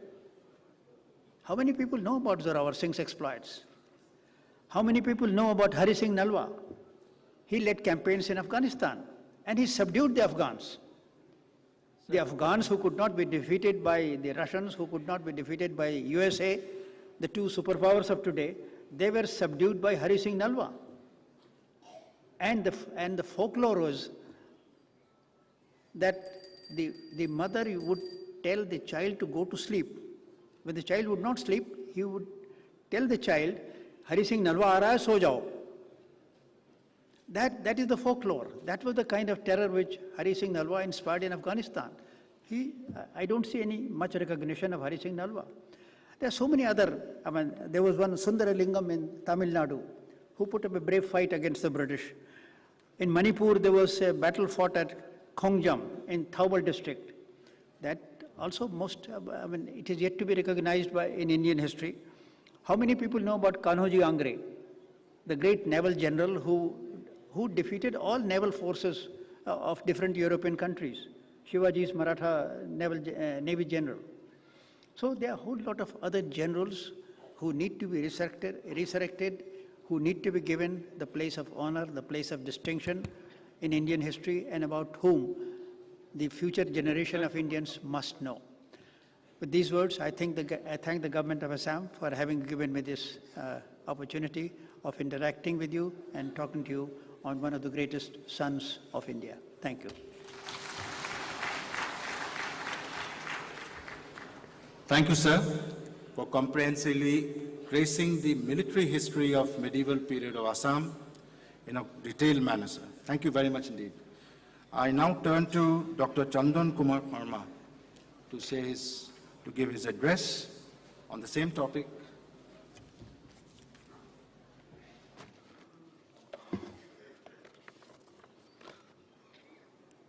Honorable Chair, my co-panelist, Honorable Chief Minister of Assam, and all the dignitaries and friends from Northeast India and rest of India. When I discuss about history and nationalism with my students, I am a teacher, so I always try to speak that history is the basis, nationalism is the superstructure. And the way we understand our base, the way we can make our nationalist imaginations and mobilizations. So that's inseparable connection in between history and nationalism, it always remains. I am saying it in the initial part because when you try to understand Assamese nationalism, what Ahomia Swabhiman, Assamese Asmita, obviously always refer to the 600 years glorious rule of the Ahoms, as well as the epitome of that whole struggle, Lachit Borphukan and the Battle of Saraighat. At the same time, when you try to understand the relationship in between Ahomia Swabhiman as well as Indian citizenship, we have the nationalist historians. On the contrary, there are some very interesting contemporary sources which already made Lachit a very glorified figure even in 1667 when he could reclaim Guwahati from the Ahoms. If you remember the earlier background where Honorable Chief Minister and our Honorable Finance Minister was there, there's one little bit of stone pillar. That stone pillar on this particular side was a stone pillar. That stone pillar was the Vijay Stambha, and it was inscribed in 1667. And that particular Vijay Stambha, it said that Lachit Borphukan was a person of all kinds of virtues, He was a man of all kinds of caliber, and interestingly, it also said that he is a man without any kinds of vices of the Kali Yuga. So that was some kind of an epithet already being used in that particular Vijay Stamba in 1667. That means it's a very interesting story. That glorification of Lachit Borphukan, it already started in 1667, before 1671, when ultimately the whole wheel of Jagannath, Mughal imperial Jagannath, was crushed by Lachit Borphukan in 1671 in Guwahati in the Battle of Saraighat. After 1671, we see, as already being mentioned, that we have the glorified chronicles in Northeast India, the Ahom Buronjis, initially which were written in Ahom, Thai Ahom language, but from 16th, 17th century, more in Assamese language. We have a host of those particular chronicles which gives us the contemporary constructions of the historical narratives. I will try to brief introduce some of those texts. The Ahom Buronji, which was translated by Rai Sahib Gulab Chandra Burua, is an English translation from the original Thai script. It was published in 1930. This particular Buronji deals in detail on the Ahom-Mughal conflict, and especially the glorious episode of Lachit Borphukan, who defeated the Mughals in the Battle of Saraighat. This Buronji chronicles the warfare, the strategies, the conspiracies, and the consequences relating to the Battle of Saraighat. The naval warfare on the Bahaputra, in which the Mughals were vanquished, have found graphic details. In this Buronji again, another Buronji edited by Dr. Nityananda Gogoi deals in detail about the Ahom-Mughal conflict. Apart from the details about the Saraighat war, the accomplishments of Lachit Borphukan, this particular Buronji also contains 41 correspondences between the Ahom administration and the other regional kings and the Mughal officials belonging to the particular period. According to Dr. Nityananda Gogoi, 18 of these diplomatic letters which are included in this particular Buronji have not been found in other Buronjis. One particular strategy, even in 1671, 1661, was to have a regional alliance and through diplomatic correspondence. And that is particularly one particular tradition which should still continue. In Northeast India, we must have a larger alliance of understanding. And perhaps we still carry that particular tradition which was already started in the 17th century by the Ahom kings, having a regional alliance of the different kings and the smaller kingdoms. Then we have Kamrupa Buronji, edited by Dr. Surya Kumar Bhuiya, which deals with the Mughal invasion led by Ram Singh. The Assam Buronji, edited by Surya Kumar Bhuiya, which is the chronicle of Assam from earliest Ahom kings to Sogaito Goradhar Hinga, deals specifically with the appointment of Lachit Borphukan, the defeat of the Mughals, the arrival of Ram Singh as a general of the Mughal army, the diplomatic correspondence between the Ahoms again. Then we have one very specific and interesting Buronji. It was named as Ram Singhar Juddhar Kotha, which was published later on by Dibrugarh University as Saraighatar Juddha Kotha. This particular Buronji deals about the whole preparation about 1671. Obviously, that was the tradition up till 1826. After 1826, we see the coming of the colonial historiography, and a different kind of new modern historiography was being introduced. But interestingly, when you try to understand the whole how Lachit Borphukan and Saraighat was being portrayed in the modern period, we can understand also the history of Assamese nationalism. Since the late 19th century, that was the period of the nascent Assamese nationalism because of the colonial contradictions. There have been lots of problems that is mostly related with the colonial administration as well as demographic shift, demographic sense, and other policies for which Assamese people at that point of time, they thought there might be some problems relating to their own identity, culture, civilization, language. And at that particular point of time, that particular glorified history of Lachit Borphukan and Saraighat was reconnected, was rewritten with a nationalist flavor. And that was the time in the late 19th century and early 20th century, a new nationalist memory of Lachit Borphukan was being created. And that new nationalist memory of Lachit Borphukan was mostly disseminated through the poems. One particular poem, it says, "O deka lora Lachitor chehara, kothaloi koriba kan, jao jao Lachitor dekhore birangana ami, ohingho ronoloi jao. Jiari tulile hoti joymoti, Lachitor nisna bir, Saraighator ronate kosukota dile, mugole diale khir." Exactly, these particular poems were being recited in the villages so that there can be instilling of passion and confidence to fight against the British. So in this way, in the early part of the 20th century, that whole Lasit became a household name from Hodia to Dhuburi. After that, from second decade of the 20th century, because of the student organizations, those student organizations decided to have hero worship, specifically Lasit Dibok, Silarai Dibok, Joymoti Dibok. And from 1930s, specifically from the days of in the civil disobedience movement, we see that Lasit Dibok was being celebrated all over Assam. In the 1930s, the Assamese newspaper Ohomia, it reports that from Hodia, Dhuburi, Nolbari, Borpeta, Jorhat, Khiohagar, Lakhimpur, Tezpur, in different parts of Assam, Lasit Dibok was being celebrated, and all the younger generation, they were asked to be inspired by the ethos of Lasit Borphukan, and they said in 1930, the editorial in 1930, they specifically said, Jodihe Bidisatla Thakibo Lage, Tetiole, Joy Borphukan or Janmadin Pati Lav Nai. If you still remain independent and you still have that guts to celebrate Lasit Borphukan's day, it's meaningless. So they thought they'll fight against the British, and it should be in the memory of British. And they said in 1930 Assamese editorial that Lasit Borphukan celebrating Lasit Dibok is something celebrating Independence Day celebration. Because 1930 was the 41st time the Indian Independence Day was being celebrated after the Karachi resolution. So in Assam, it was already, they said that celebrating Independence Day of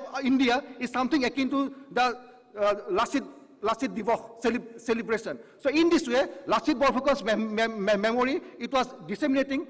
We also must not forget the huge amount of investment done by the Assamese literatures at that point of time. Padmanath Gohai Burua, Lokpinath Bezburua, and all other dignitaries at that particular point of time, they had written multiple dramatical works, and those dramatical works were being performed in different parts.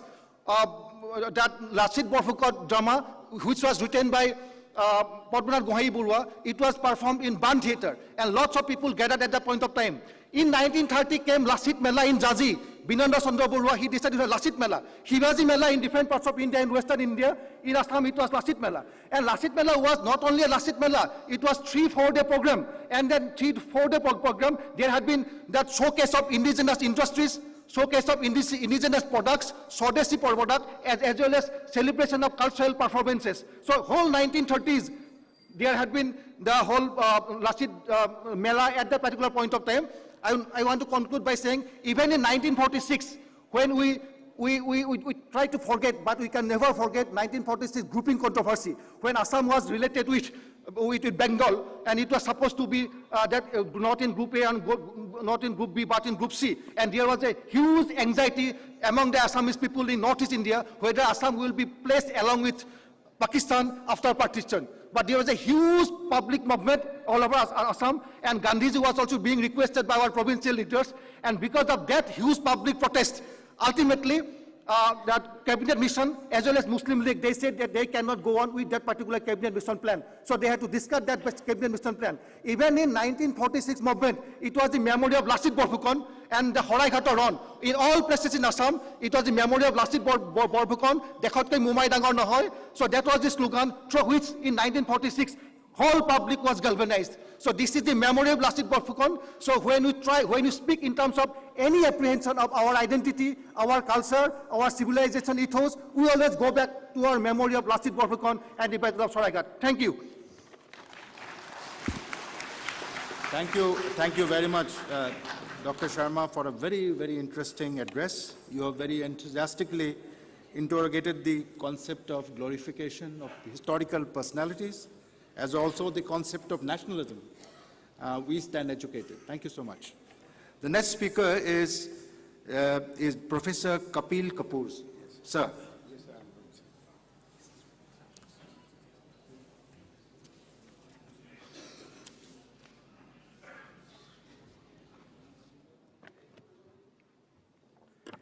सबको मेरा नमस्कार. My special respectful greetings to the stage and the eminent people sitting here.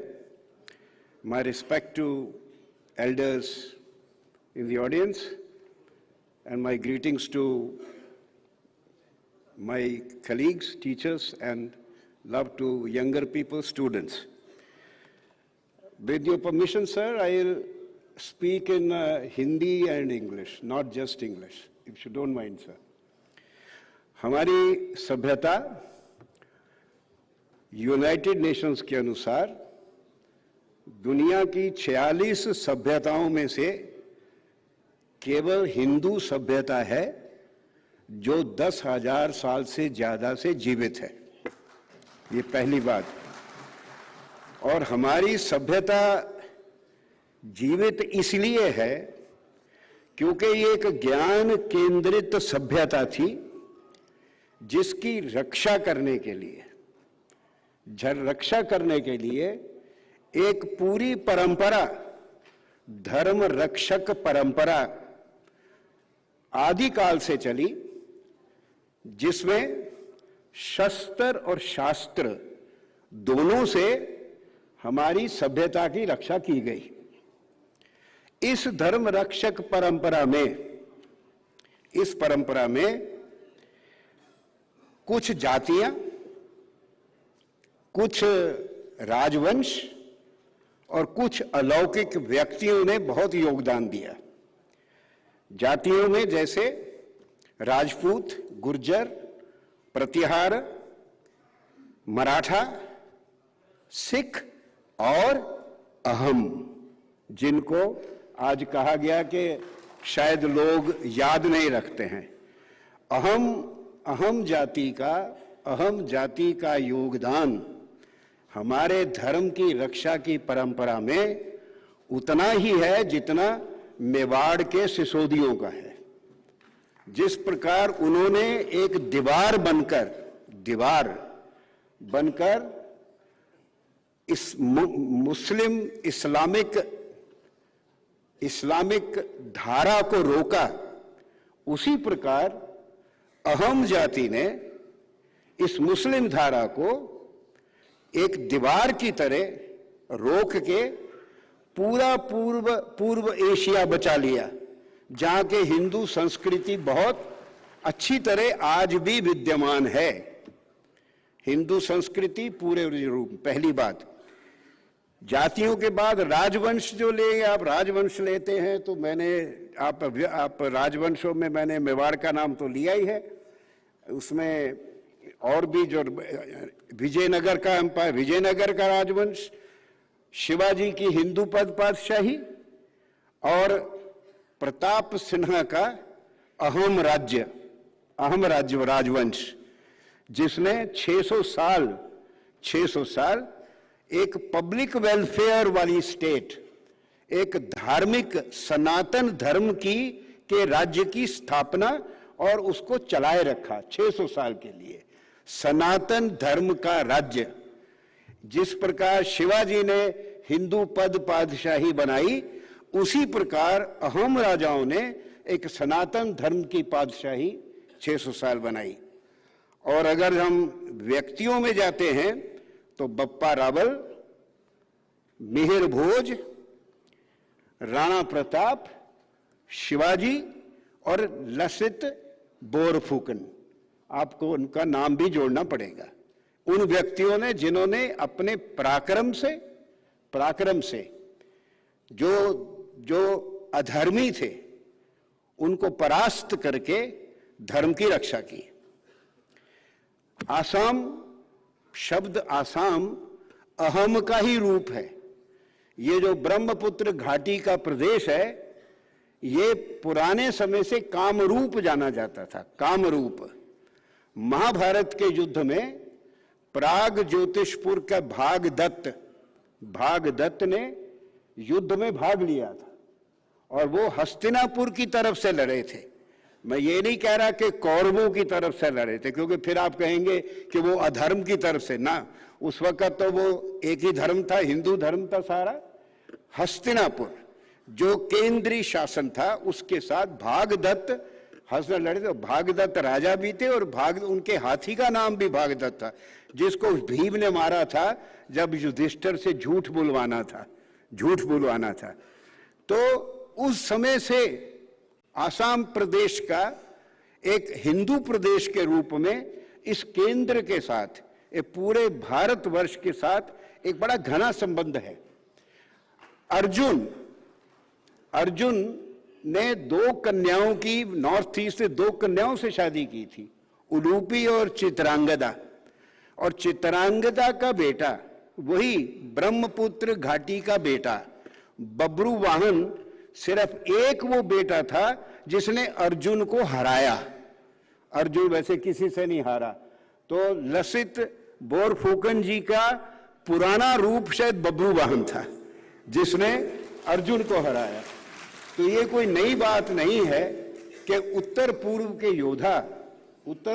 योद्धा किस प्रकार एक तरफ रहते हुए, जैसे शिवाजी दक्षिण पश्चिम में है और उसे उत्तर पूर्व में एक हमारे ऐसी योद्धा जातियां हैं जिन्होंने हमारे देश को बचाया है, पूरी तरह से बचाया है। और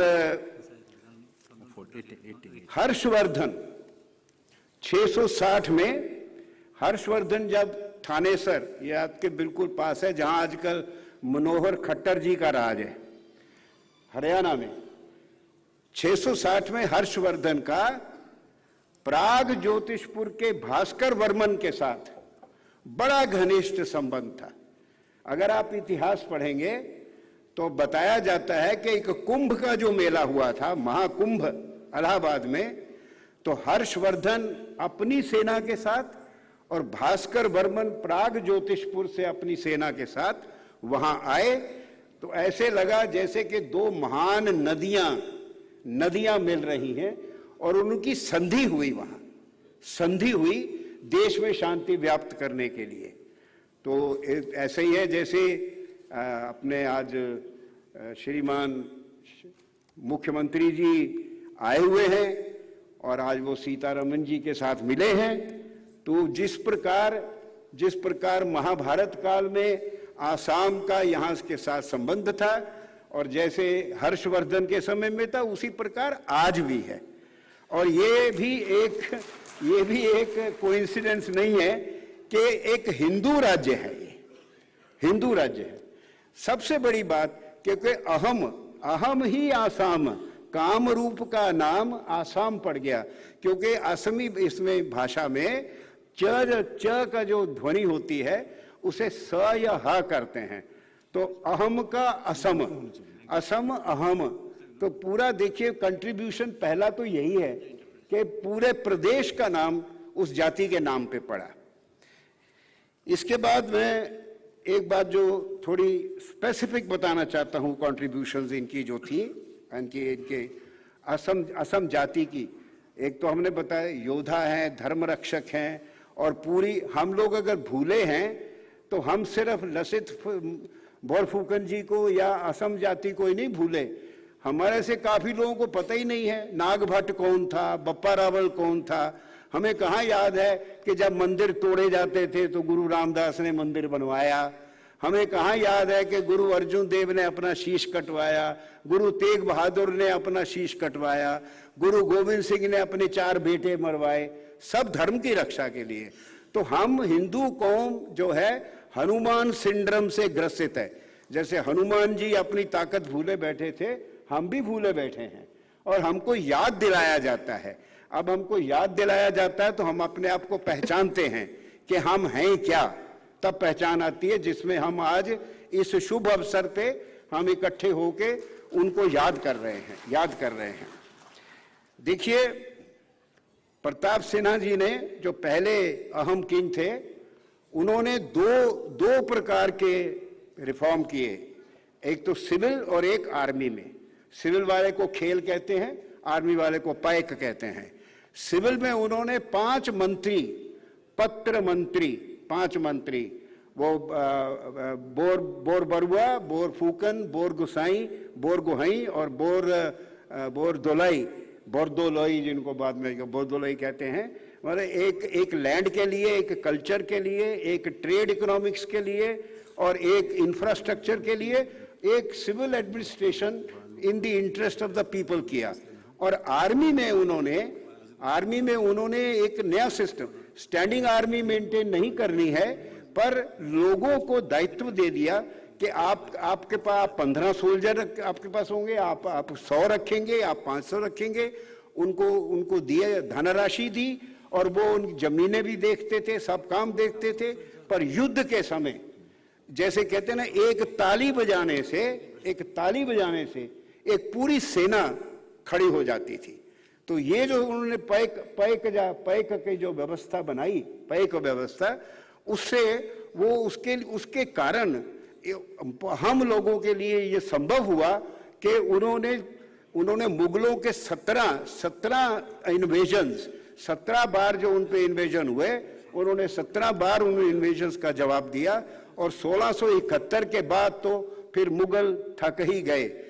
1670 में और 70-71 में 2 बड़ी लड़ाइयां हुई जिन्होंने मुगल अंपायर को प्रैक्टिकली खत्म कर दिया। एक तो महाराष्ट्र में सिंहगढ़ की लड़ाई 1670 में हुई, जहां मुगल हारे, और दूसरी 71 में सरायघाट की लड़ाई जो कि नदी की लड़ाई थी, नदी में थी।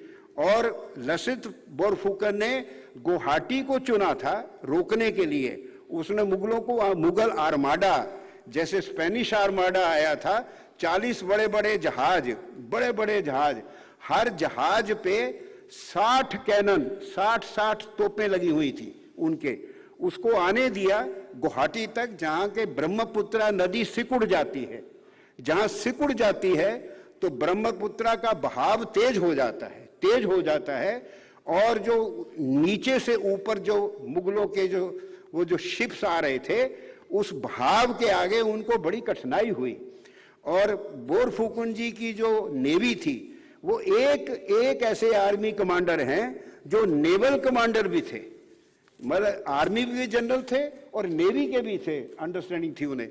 और उन्होंने छोटी छोटी शिप्स 60 फुट से 7 फुट चौड़ी, 60 फुट लंबी 7 फुट चौड़ी और 3-3 फुट की कैनन, जो छोटी कैनन के साथ, मतलब क्विक इन स्पीड, बहुत तेज चलने वाली, जिससे उन्होंने वो जो स्ट्रगलिंग आर्माडा पे अटैक किया। और उन्होंने, भाई साहब ने पूरा बता दिया आपने, कितने मारे गए, कितने गए। उस हार के बाद, पर एक लेसन और है सर हम लोगों के लिए, कि मुगल आर्मी का कमांडर जो हमला कर रहा था वो जनरल राम सिंह था। ये भी हमारी एक कमजोरी है देश की, जो कि हमको ध्यान रखनी चाहिए। जनरल राम सिंह कछवाहा, जयपुर का राजा था, वो कमांडर था।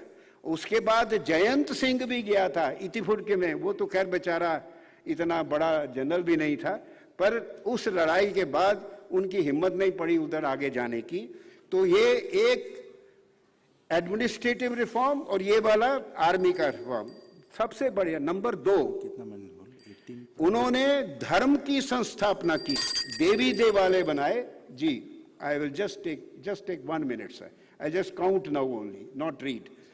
देव देवालय बनाए और बहुत आज तक जो उनके देव देवालय उनके बनाए हुए, उससे पूरा जो 17 का भी कस्टम हुआ, कीर्तन वगैरह की परंपरा शुरू हुई, पूरी धर्म को सिर्फ संस्थापन नहीं किया, धर्म की रक्षा की। और उसका एक जो आर्किटेक्चर में, स्कल्पचर में उनका कंट्रीब्यूशन, जिस प्रकार हम कहते हैं कांगड़ा शैली वगैरह शैली, इसी तरह एक अहोम शैली है जिसका अध्ययन करना चाहिए। और उनका जो डॉक्यूमेंटेशन, मतलब एक सुबह सीतारामन जी ने राज तरंगिणी का नाम लिया था, एक कश्मीर में डॉक्यूमेंटेशन हुई, एक आसाम में हुई, जो बुरुंजी जिनको कहते हैं बुरुंजियां, हर एक चीज का रिकॉर्ड रखा गया। नॉर्मली हम लोग इतिहास इस तरह नहीं रिकॉर्ड रखते हैं, ज़्यादा मेमोरी में रहता है क्योंकि हमारी मौखिक परंपरा है, पर उन्होंने बुरुंजी में उसका रिकॉर्ड रखा। और इस प्रकार एक प्रकार का सोशो एडमिनिस्ट्रेटिव रेवोल्यूशन न्यू शैली उन्होंने उसकी। ये अनफॉर्चुनेट है कि वो वक्त ऐसा था कि वो ज़्यादा उसका फॉलो नहीं कर पाए, पर काफ़ी हद तक जिस प्रकार टोडरमाल का सिस्टम रेवेन्यू में फैला, उसी प्रकार ये ओहम्स का जो एडमिनिस्ट्रेशन था, कूच बिहार तक तो उस पर असर खूब पड़ा, बहुत ज़्यादा पड़ा। और मैं बहुत बड़े जनरल थे, सबने बताया है, सब जानते हैं, आप पढ़ भी सकते हैं, नावल कमांडर थे। सबसे बड़ी बात यह है कि जब वो इंजर भी हो गए थे, सीरियस इंजरी हो गई थी, उसके उनके जख्म में इन्फेक्शन हो गया था, गैंग्रीन हो गई थी, तो जो वो पड़े हुए थे तो देखा कि जो सोल्जर्स हैं, सिपाही वो उनका हौसला कम हो गया है, तो वो खुद एक बोट लेके गए और उन्होंने कहा कि तुमने वापस जाना है तो जाओ, जान बचानी है, राजा को जाके बोल देना कि मैं आखिरी दम तक यहां लड़ाई करूंगा। और फिर सारे सोल्जर वहीं रहे, नेवल सोल्जर्स, और एक छोटी सेना ने एक इतनी विशाल सेना, 80,000 मुगल थे, 80,000, उनकी सेना को हराया। उसी तरह की लड़ाई, और उसके साउंड भी वैसा ही है। एक बैटल 1918 में हुई सारागढ़ी की, जिसमें 21 सिखों ने 10,000 पठानों को हराया। हम वो भी भूल गए हैं, तो भूलना तो हमारी आदत है। धन्यवाद जी। Thank you, sir, for sketching on what Hindu civilization is, and also the contribution of specific communities to nation building. Sir, thank you so much, sir, for you've been educated on several new aspects of our own history. Next, we have an address by Lieutenant General Rana Pratap Kolita. Over to you, sir.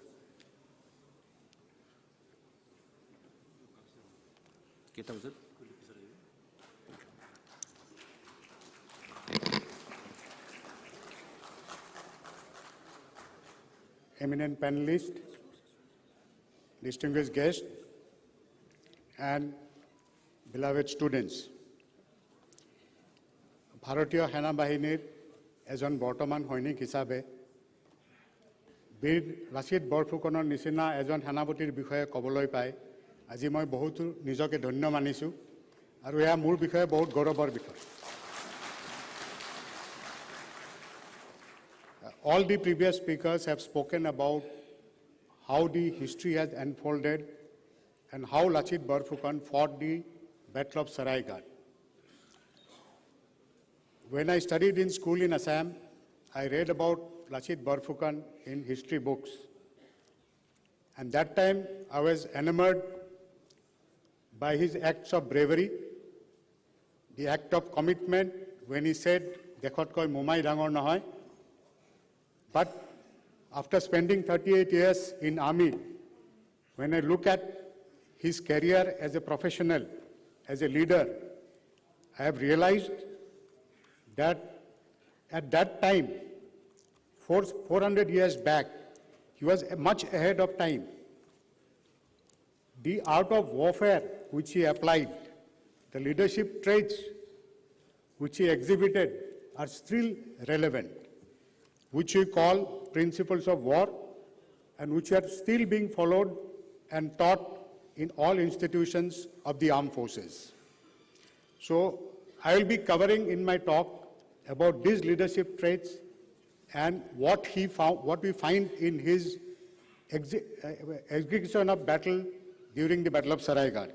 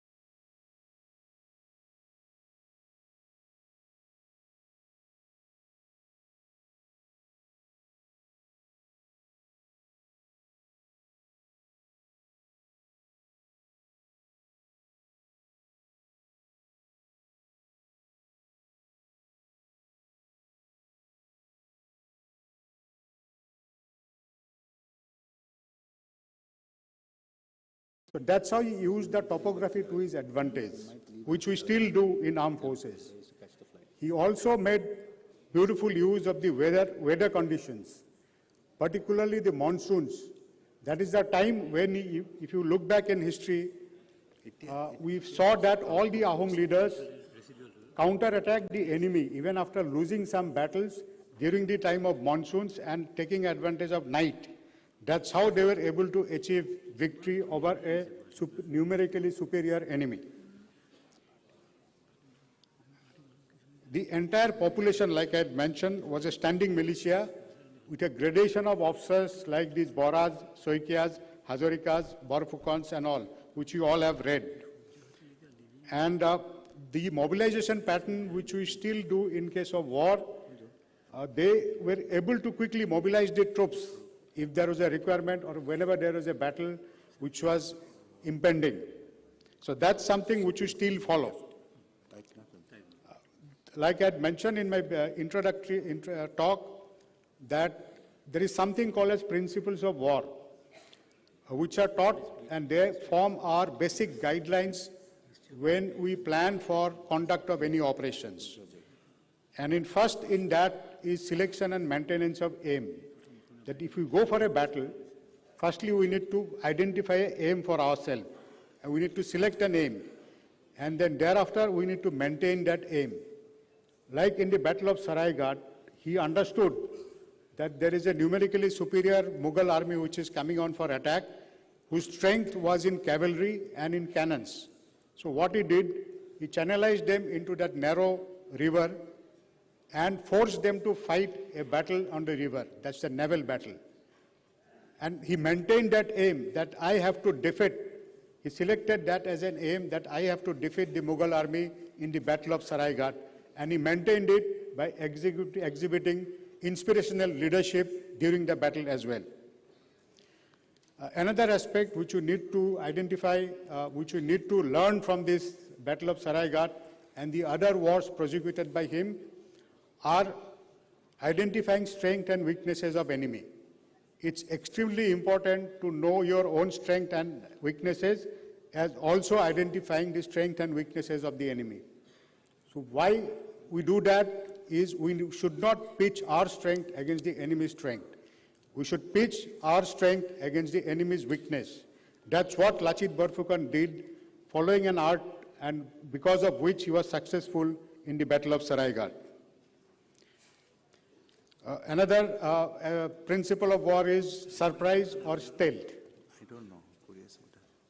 Surprise he used in many times. If you read the battles minutely, one thing I wanted to mention was when the Ahoms attacked the fort of Itakuli. So that time Bagh Hazarika went with a special forces because they identified that Mughals had this strength in their cannons, and they have number of cannons. So what they did, they stealthily moved special forces and led by Bagh Hazarika, poured water into those cannons by making them unserviceable. So that is something which he did by stealth. And we are still following that. We employ our special forces, which we call para-commandos, for such like operations. So all these aspects are still relevant. We also have learned in those books that the Ahoms built up an elaborate arrangement of intelligence agencies. They had those spies who were trained. They identified very intelligent young people who were committed to the cause. And they were identified and they were trained in the language and culture and customs of the enemy, and were employed very, very boldly. That's an aspect which you all need to learn from the Ahoms. There is another principle of war is called flexibility. Whatever we plan, everything is not going to go as per the plan. So while formulating our plan, there is a requirement to have adequate flexibility to shift focus from one area to another area, so that you are not surprised by the enemy or the way the things develop. Like in one of the battles when his king, like the Battle of Alaboy, which was talked about, as per the king, forced him to launch an attack on the Mughal army against the strength of the Mughal army in the open areas, knowing fully well that Mughal had a very, very strong cavalry, which could not be defeated by the Ahoms. But what Lachit Borphukan did was, he sent his army, he led the army for attack, but he created a defensive line where this army, in case defeated, could fall back and then thereafter launch a counter-attack. And that is what is flexibility in your plan, is we call. Another point which we learned is concentration of force at point of decision. Wherever we want a decision or a favorable outcome in the battle, our maneuvering of forces has to be in a manner that we are able to achieve concentration of maximum troops and be in a position to defeat the enemy. It was beautifully exemplified and followed by Lachit Borphukan in Battle of Saraighat. That is where he ensured that he brings Mughal army into battle in an unfavorable terrain to the enemy, but which is favorable to him, and where he could employ all his forces in an imaginative manner to achieve victory. We always believe, and in armed forces particularly, of leading from the front by personal example.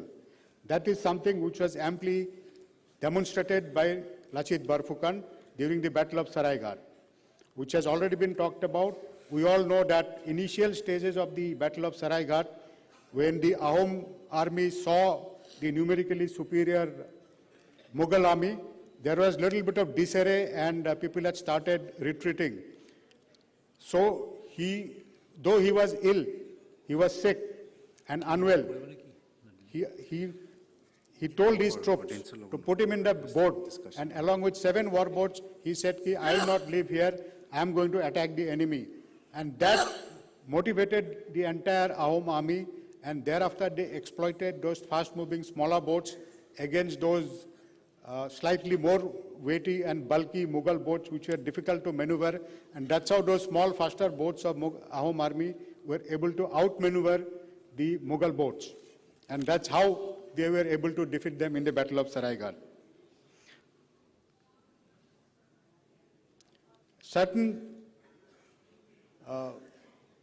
what we call as tactical acumen, or certain finer aspects of military strategy which we see amply in Lachit Borphukan's prosecution of operations, are to repeat use of terrain to defend or to own advantage, planting of molds, like he employed one of these spies to go across to Mughal army, and then in one of the occasions he led his own spy led the Mughal army into an ambush where the Ahom soldiers were already sitting.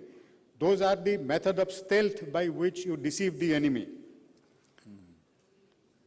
And we already talked about guerrilla tactics, wherein he used to cut off the supply lines, and he resorted to psychological warfare by spreading rumors of a larger force coming or certain things like happening. That's how you demoralize the enemy. So, and also he knew that their strength lies in attacking during night and not fighting during day in the open field. So those are the tactics and strategies which were adopted by the brave soldier of that time, which we, even after 400 years, we in the armed forces are still following, and it's still a learning process for all of us, and there is a lot more to be learned. I would conclude by saying that as an army man, I think we need to research more into his leadership traits, his application of art of warfare, and how he led the troops brilliantly in a battle of Saraighat against a numerically superior army, yet achieved the success. Thank you very much. Jai Hind.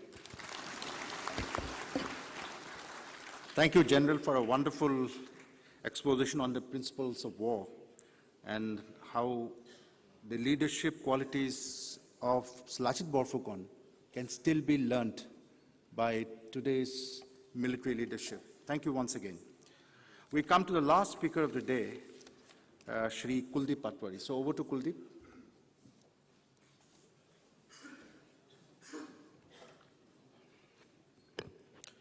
Respected Chair, esteemed co-panelists and dignitaries present here today. Good afternoon to all of you. Namaskar. Lasit Borfukoner 400তম জন্ম জয়ন্তীৰ এই ভব্য সমাৰোহত অংশ ল'ব পাই মই অতিশয় আনন্দিত আৰু এই আলোচনা চক্ৰত ভাগ ল'ব পাই মই নিজকে ধন্যবোধ কৰিছোঁ। মই মোৰ সমূহ বক্তব্য অসমীয়াত ক'ব পাৰিলে খুবেই ভাল লাগিলে হয়, কিন্তু যিহেতুকে আমাৰ লক্ষ্য বীৰ লাচিতক এটা ৰাষ্ট্ৰীয় পৰ্যায়ত উপস্থাপন কৰা, গতিকে অনিচ্ছা সত্ত্বেও মই পৰৱৰ্তী কথাখিনি ইংৰাজীত ক'ম।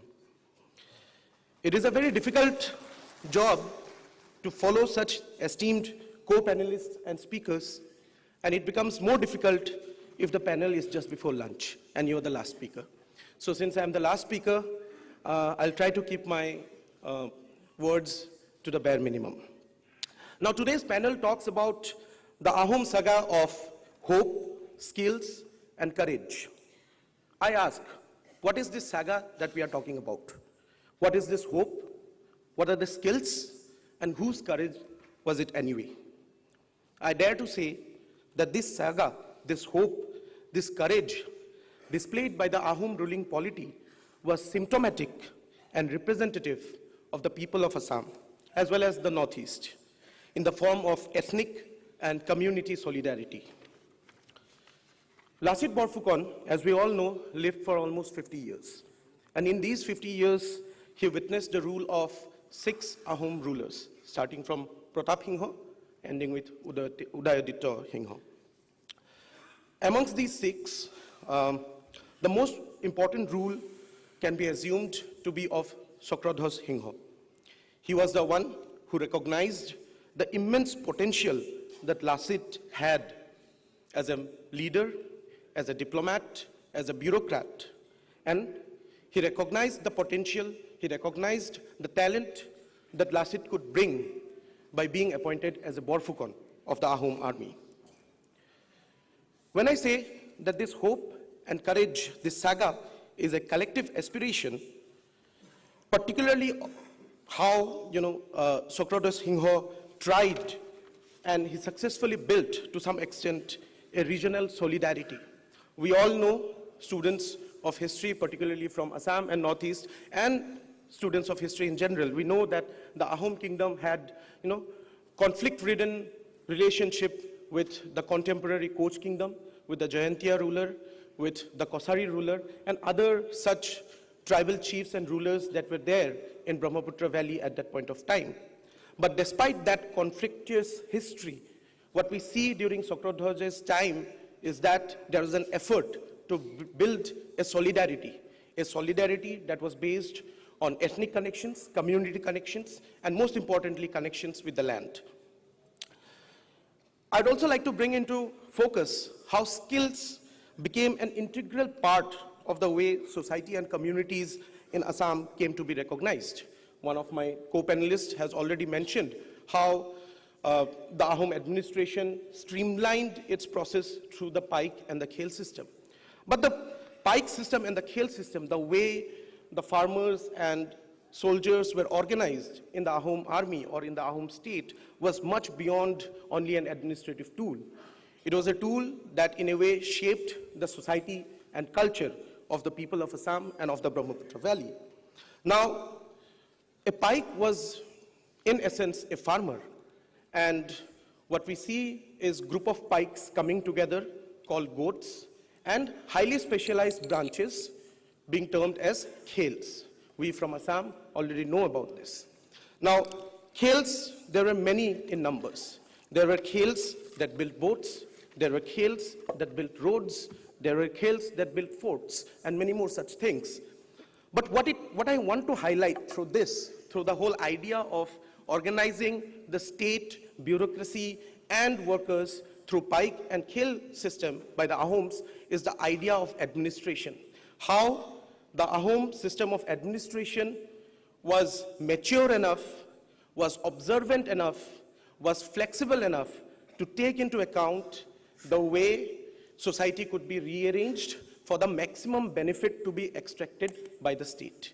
And by doing so, what the Ahoms achieved, like one of my co-panelists rightly said, what the Ahoms achieved was a highly efficient workforce that had multiple talents and in times of war could also become soldiers. Now, strictly speaking, the Ahom administration did not really have clear-cut distinctions of what was civil administration, what was military administration, and what was judicial administration. Usually, the nobility, the aristocrats, and the upper bureaucrats had multiple functions, and they performed civil, military, and judicial functions wherever necessary. Now, this, in a sense, could be argued as a precursor to what we know of the bureaucracy that the modern Indian state today has, of how we have a class of bureaucrats who are skilled in various different areas and eventually go on to serve the state.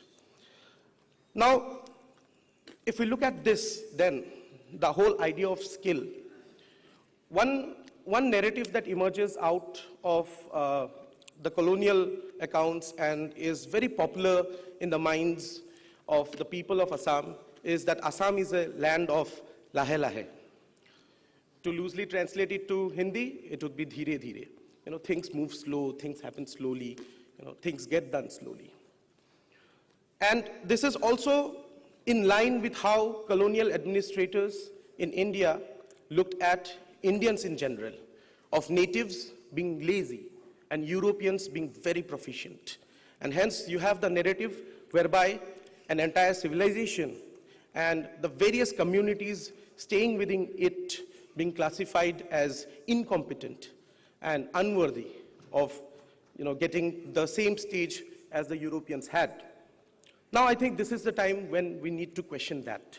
If our excursions into regional history, our study of regional history, be it of the Cholas, be it of the Ahoms, be it of the Marathas, be it of the Sikhs, have shown, what it has shown is that there was an excellent high level of administration, which was efficient, which was adaptive, which took into account local conditions, local, not only geographical conditions, but demographic conditions, and as a result, would eventually bring out an administration which would work for the people.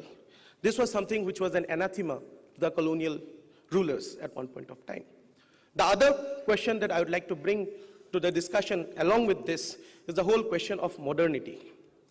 We, students of history and people in general, talk about modernity in different terms. If we look at European history, if we look at, in general, global Western history, modernity usually is seen as a marker of industrialization. But in the context of India, in the context of Assam, modernity starts with colonial slavery, as if being slaves to European masters paves the path for being modern. Now, this is where we need to question that. Do we become modern by becoming colonial slaves? Or do we show that our administration, our systems, which were locally effective and which were working for the people, for the state, were something that were not taken into cognizance by the Europeans, but was dismissed as something primitive, something tribal, something incompetent.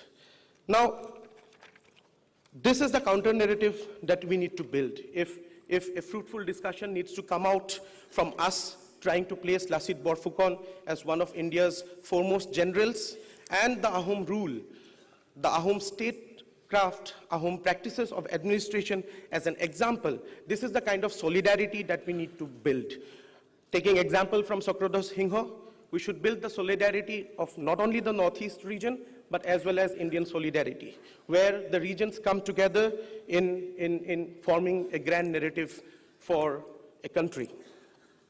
Now, going back then to the questions that I asked in the beginning, whose hope, whose saga, whose skills, and whose courage? I dare say it's our skills, our saga, our courage, our hope. And it's high time we place that. Thank you. Thank you, Kuldeep Patwari, for very specifically dealing with the topic. You were absolutely on the dot and spot on. We actually come to the end of the first round where we have had listened to the views expressed by our speakers. So now it's a time for us to interact among ourselves, and later on maybe we can take a question or two from the audience. Today, in the course of this morning, at least 1.5 hours, we have covered various aspects of history, of historiography, of looking at the past. So let me start by asking Chandan Sharma, who was the penultimate speaker, was one of the earliest speakers, so he has taken enough rest. So we can ask him about Burunjis, the origin of Burunjis, Burunji tradition in Assam, and how the Burunjis have helped us to reconstruct the history of Lachit Borphukan's enterprise, and especially with reference to Battle of Saraighat. And as you're aware, Dr. S.K. Bhunya's magnum opus on Lachit Borphukan was sourced his material from 3 Burunjis. So you know them. So kindly tell us how you look at these things and how the Burunjis will help us to reconstruct them. As far as the Burunji tradition in Assam is concerned, this is something which is something astonishing in comparison to the lack of historical traditions in some parts of India, specifically in the pre-modern period. Colonial historians specifically, they gave so much of importance by saying that pre-modern India was mostly ahistorical. They didn't have correct historical records. And to a certain extent, even nationalist historians also accepted that particular accusation. But when even colonial historians, they tried to understand Northeast India, I am talking about Dr. Grierson, who was responsible for the linguistic survey of India. He said that the Assamese are justly proud of their national literature. In no department they have been more successful than in a branch of study in which India as a whole is curiously deficient. The historical works, or Burunjis, as they are styled by Assamese, are numerous and voluminous. According to the custom of the country, a knowledge of Burunjis was an indispensable qualification to an Assamese gentleman. So we had that Burunji tradition that basically developed within the 600 years of the Ahom rule. Obviously, as I mentioned in my brief presentation, that it was in Tri-Ahom language, but from the 16th, 17th century, the Burunji tradition is mostly expanded in Assamese language. And when you speak specifically about the 16th, 17th century, the whole Mughal-Ahom conflict, all these conflicts are very much well recorded in the Burunjis. I have already mentioned some of those. And as I told, one of the most important Burunji, which was titled as Raja Ram Hinghar Juddhar Kotha, which was published as Saraighat Juddha Kotha, it is an eyewitness account of that particular events leading to the Battle of Saraighat. And it was written by Samudra Suramani Doloi, who was one of the royal astrologers appointed by Lachit Borphukan and the Ahom monarchy at that particular point of time. So as far as documentation of that 600 years is concerned, we have very contemporary evidences which have crept into this making of the Burunji literature. And this Burunji literature, at the time of colonial writings, they became so important to recover, retrieve our medieval history. But interestingly, not interestingly, it was also some amount of the colonial limitations as well. When Gate was writing his book, which was some people accepted as some kind of a hallmark of making of modern Assamese Burunji or modern Assam history, he did not write the name of Lachit at that particular point of time. Gate of Burunji, Lachit Nam Paboloi Nai. And because of that, Benudar Horma, when he was writing Bamongal Bori Lachit Borphukan, he said, we cannot get justice in terms of writing history by the foreign historians. We must do it by our own people. So that was Benudar Horma when he was writing around 1930. So these particular things are there, but we still have to learn more about the Burunji traditions. Because the point is that our original language, the original Burunji manuscripts, younger generation, they don't know how to read them. So perhaps we need to re-engage with those particular scripts, and universities have to take responsibility for that one. We are mostly dealing with only the printed ones, which were done by S.K. Pujari. But if someone gives us the original manuscripts perhaps even historians will fail to read those particular things. So perhaps we have to re-engage with that particular tradition. Thank you, sir. Thank you. Thank you so much. Coming to the issue of pikes, Kuldeep Patwari has already talked about in considerable details how the pikes were useful in waging wars, and they met the needs of the time. They felt need of the 17th century, where pikes could be mobilized to fight wars very, very quickly at a very short notice. But this was not the case as you go on to the next century. In 1792, Gaurinath Hingho himself, diluted the concept of pikes, and he started having these Gurkhandazes, or the mercenary soldiers, to protect him and his empire.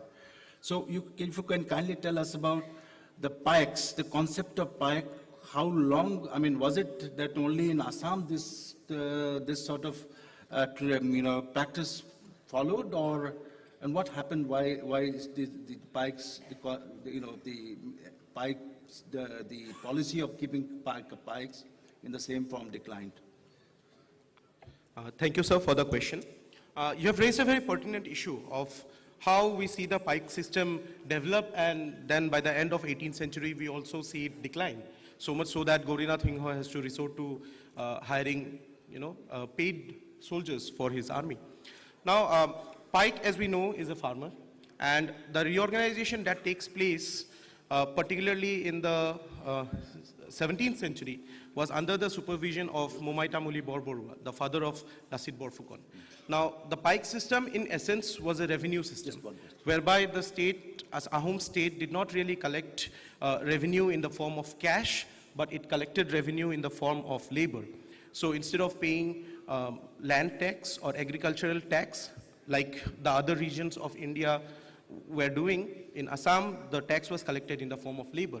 And to make it convenient, the pikes were clubbed together in groups of 3 or 4, which was called a goat. And ideally, one pike out of that goat would be offering their service, and in terms of emergency, maximum of 3 out of those 4 would be rendering their service to the state, and one would remain behind to take care of the lands. So there was also this idea of keeping someone to look after the land, so that the land does not become fallow, or the land still keeps producing the agricultural produce that is required. Now, what we see in the 18th century, there was a larger change in the way the society was adapting to the royal changes at that point of time. And there were also other changes that were brought in through the Neo-Vaishnavite movement. And within the pikes itself, we see stratification coming in. Some pikes were called Kori pikes, some pikes were called Somua pikes. Some of the pikes could, wriggle their way out of royal service by paying a nominal fee, and thereby they would be excused from royal service. And when such a chance was given, we see many pikes taking that option, and some of the pikes also took recuse in, by going to the satras and becoming bhokots. So in a sense, the pike system, which worked quite well in the 16th and 17th century, by the time we reached the 18th century, the pike system within it started having cracks.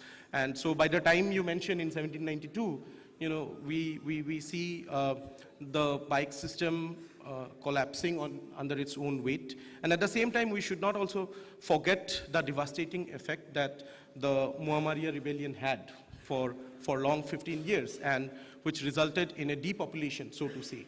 And as such, the pike system, which was sufficient to provide soldiers or workers whenever and wherever needed, failed to do so, because there was a general depopulation that had taken place. Yeah. And as such, we see mercenaries being hired by the Ahom state. Thank you, Kuldeep, for a very elaborate answer. General Kolita is would be leaving in a few minutes' time, but before he goes, I'd like to ask him a question.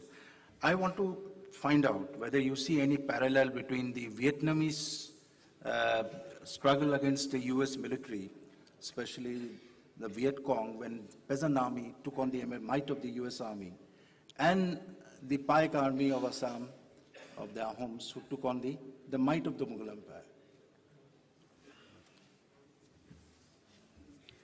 Thank you very much. That is something, I think any army or any group of military, if they have to take on any particular military of an other country, like you have given the example of Viet Congs versus the US Army, like I mentioned during my introductory talk, that the first thing what you do is identify your strengths and weaknesses. That's extremely important. So the Viet Congs at an early time identified that, like Lachit Barphukan did very well, he identified his own strengths and own weaknesses, and he identified the strengths and weaknesses of the Mughal army. Similarly, Viet Congs identified the weaknesses of the US Army and drew him into a guerrilla tactics, guerrilla warfare. They fought dispersed. They did not fight in a concentrated manner. So, what we also follow even now is, if you are fighting an army which is numerically superior or technologically superior, so you have to nullify that advantage which the adversary has.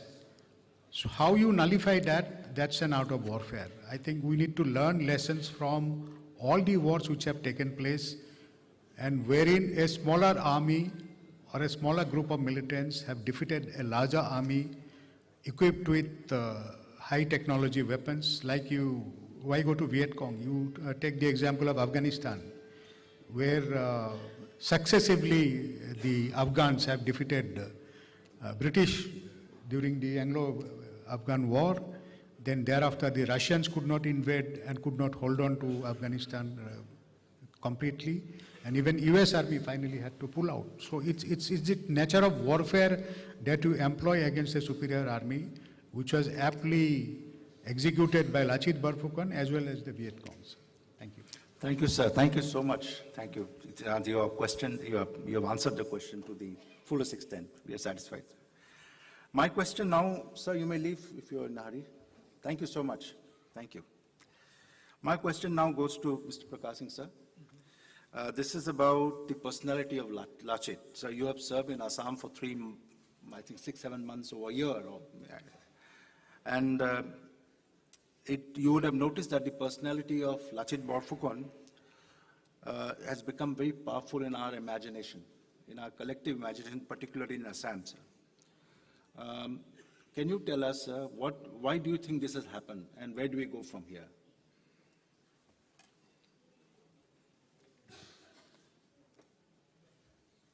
I think what is happening in Assam is we should look at the larger picture.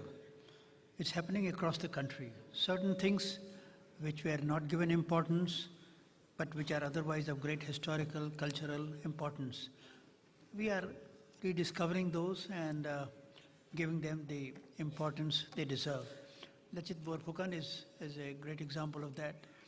Besides, you find even Banda Bahadur, the Sikh Guru, getting a lot of prominence recently, and people in Delhi didn't know, but now you have a road after him, a very important road after him, and there are his statues and photographs. You can see Banda Bahadur's. I think this is a trend, and you can say the manner in which Ram Temple is getting importance. Ram Temple was hardly there, but now after the Supreme Court judgment, it has captured the imagination of the people. Similarly, the way Varanasi Vishwanath Mandir has been redone, there is an attempt across the country to revive our past glory, discover our old icons, and give them the place of pride and honor which they deserve. And I think it is very good that Assamese have revived the glory of Lachit Borphukan and resurrected it from the pages of Buranjis and brought it in the national domain. And Lachit Borphukan is gradually becoming a national icon. I remember about 6 months back, I wrote on the Twitter that there should be a statue of Lachit Borphukan in Delhi. And it became very popular, and I think thousands of people supported that yes, there should be a statue of Lachit Borphukan. You see, unfortunately in Delhi, but Delhi should represent India, and there should be, icons from every part of the country should be here. But what you find, very important crossings, very important roads they carry the name of some petty politician whom nobody knows.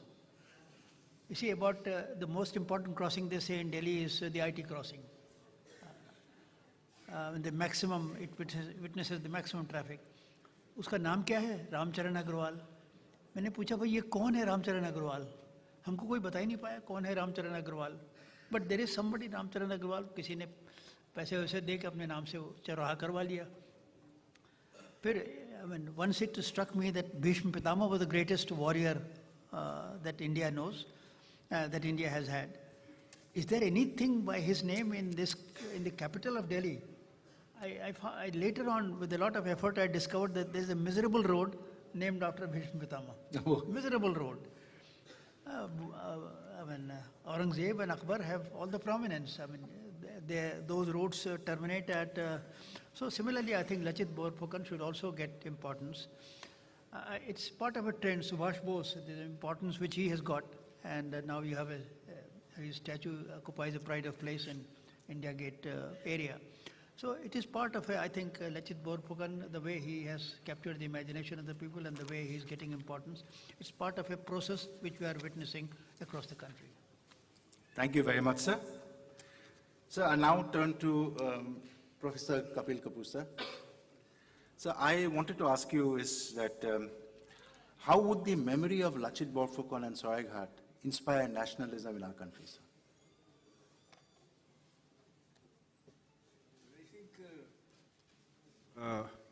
His major contribution was, in fact, to instill a sense of devotion to his own country and his own people in his soldiers and others. In fact, he became an epitome of, that word is misunderstood these days, nationalism. So he became an epitome of that.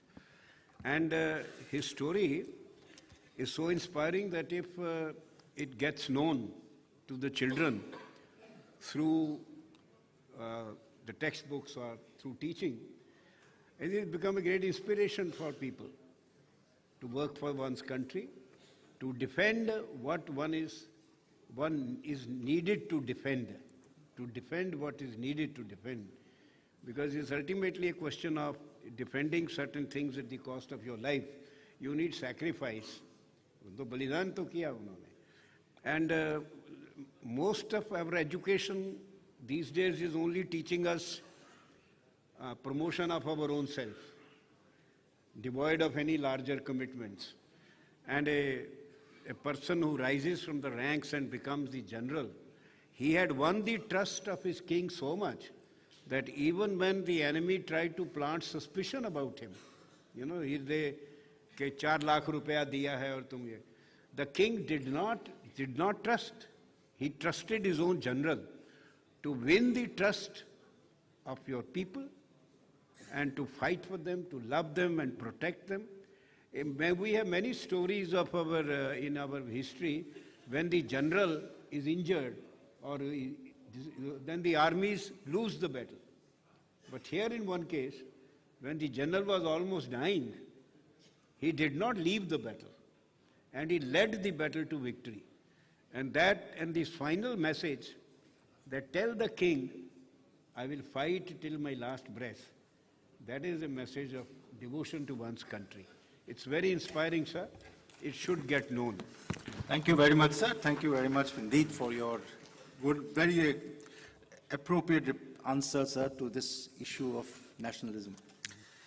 I would now turn to the last panelist today, and that is about the inheritance and legacy of Lachit Borphukan. What more can we possibly do to spread this inheritance and legacy all over the country? We are having this celebrations here in Delhi, and it is proposed to be taken up in some other place at a later time. But what more can we do? Thank you. In fact, if we look back, we see that we had missed certain opportunities of projecting our great leaders and the sons and daughters of Assam. For instance, we had failed to project Gopinath Bordoloi at a national scale during his birth centenary. in the context of the partition of India and in the context of saving Assam from going to Pakistan. That's one. We had failed to tell the nation in 2011 was the opportunity of 150 years of Phulaguri Dhewa, which was the first anti-British peasants uprising. They were uprisings of peasants during the colonial period, but those are against the local Mahajans and landlords. But Phulaguri Dhewa, we failed to celebrate that. 2008, we failed to celebrate, even at the state level, the 150th anniversary of the martyrdom of Moniram Dewan. And that takes us back to 1857. In 1857, across the country, only 2 women were convicted probably across the country for their complicity or involvement in the uprising, and those 2 were Assamese women. Both were from Golaghat region, Golaghat and Sinatoli. And that we have failed to project those stories. We have failed to even, if you look back, it is recent, we had failed to project Jyoti Prasad Agarwal at the national scale during his birth centenary. We didn't do that. We forgot the birth centenary of Prabhatas Borua, changed the whole system of whole character of Indian cinema.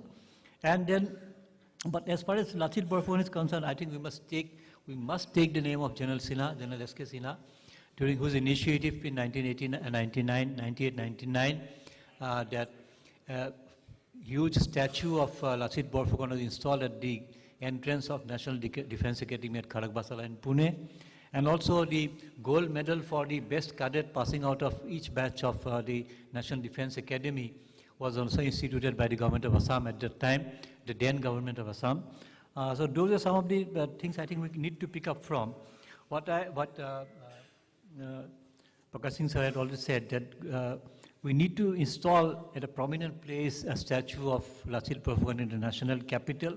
That's one way we can do. I was just talking to General Rana Pratap Kolita that whether there is any system of instituting a chair in the National Defence College in the NDC, and he said there is an opportunity there, which I think the Assam government can explore, of setting up a Lachit Borfukan chair at the National Defence College in Wellington.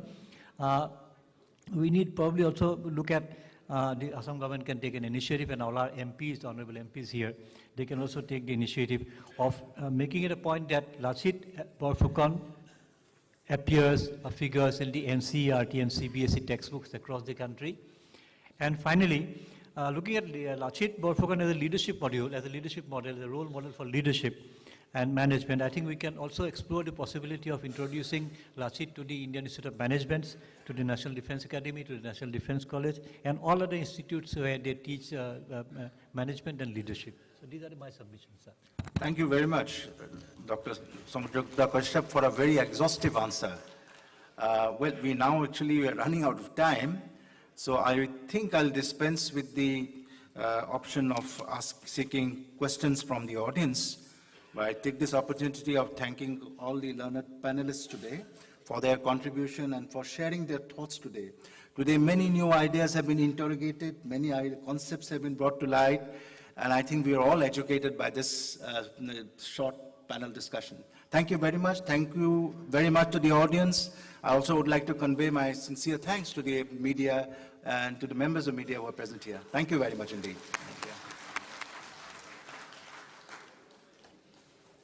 We conclude the function here.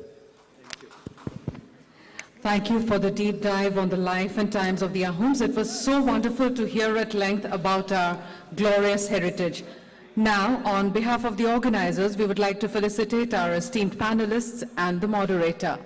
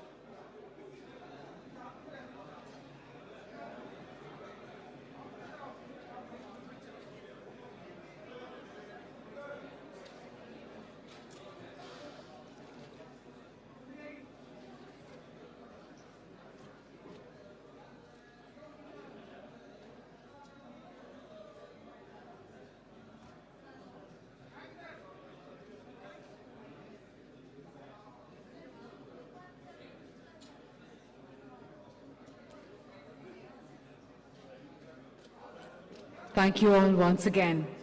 I would now request all present to kindly join us for some light refreshment in the cafe area of the NXA building and also in the NXA lawn outside. Thank you.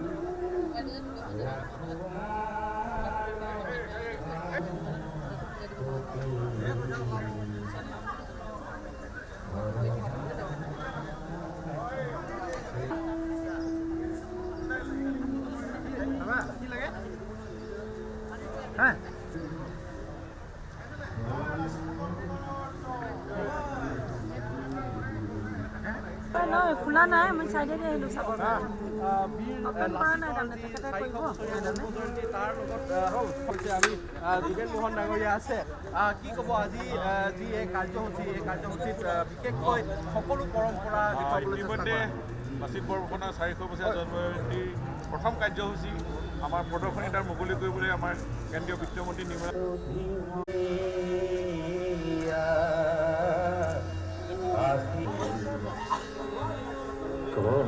Madhav মাই কিনো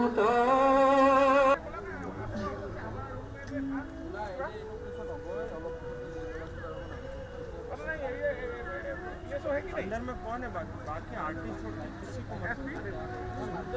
कौन नहीं सुन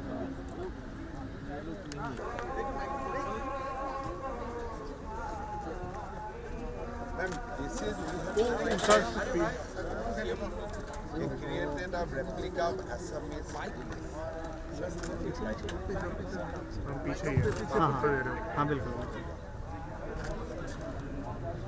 On behalf of the government of Assam, I would like to request Imam to kindly inaugurate the exhibition depicting millions of traditional Assamese village life. Thank you, ma'am. थोड़ा पीछे पीछे पीछे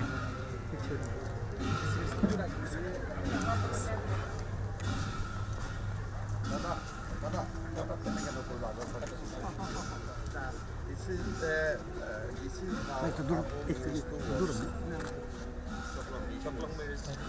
that all their marriage ceremony and surprise solemn nights before this. that is the ability on which people and then these are puff rice. Yes, puff rice, but there is also they put chicken, egg. It is a basic, but here we are not bringing them.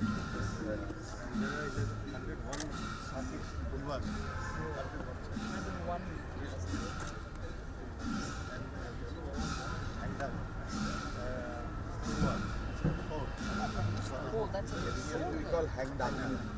And the bride and groom, hang down. so essentially warrior and spirit. Yes. itu bujagat mantu.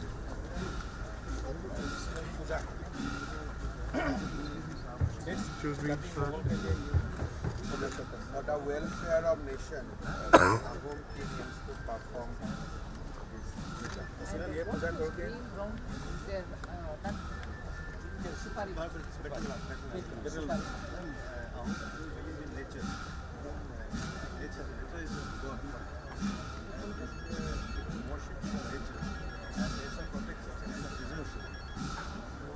It's always 3 plus 1. Yes. Those tools that you keep and In the name of God. Hello. One of them. Hello.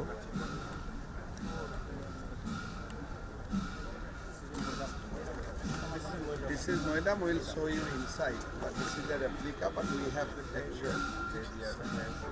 People, all the kings and the illustrious people, they were put inside the Noida, and we will explain there all valuable goods which they used to use during their lifetime are all placed inside. Every year is a memory of the heroes we celebrate in their memory every year. Is there a particular time in the year? Heroes, man, for different people, they died different dates. Oh, according to that.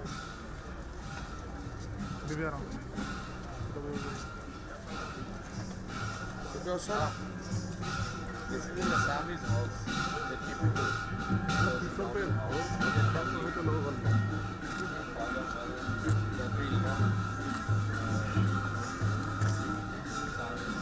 normally in Assamese village, father, mother, they sit, son sits there, and daughter is not used. This is our typical ideal of we have this kind of structure.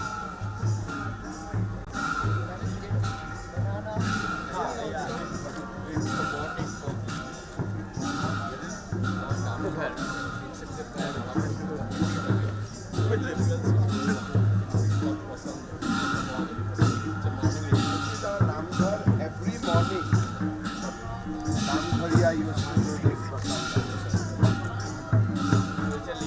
Bhagavad is placed on the top. Always has 7 steps. Yeah, 7 steps. 7 for you.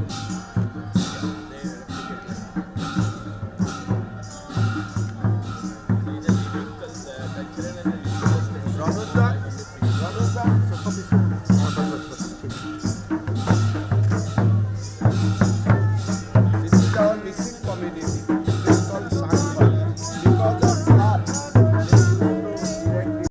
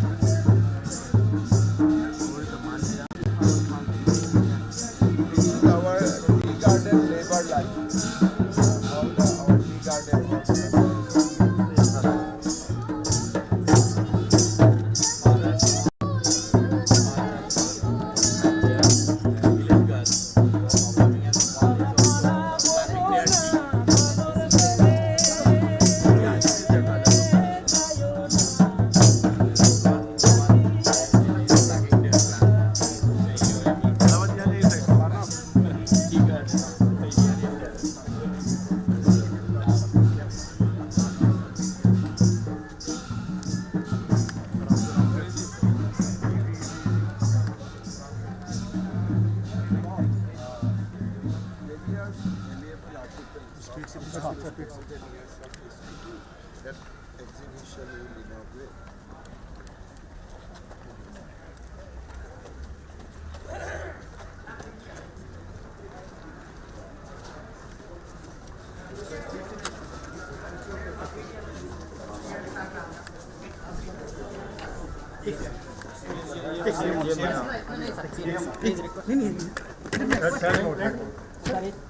इसको जाने दो रुको ना छोड़ दे इसको जाने दो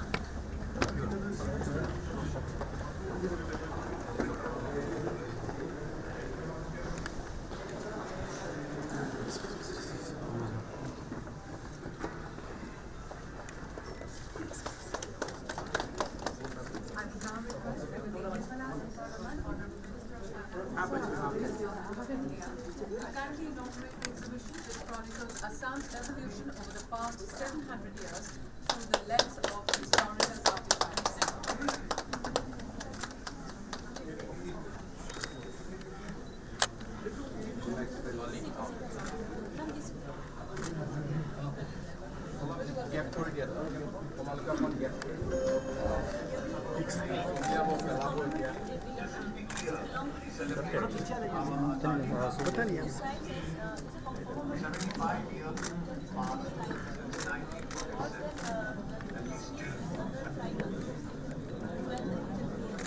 आराम से लाऊं, टेंशन मत लो।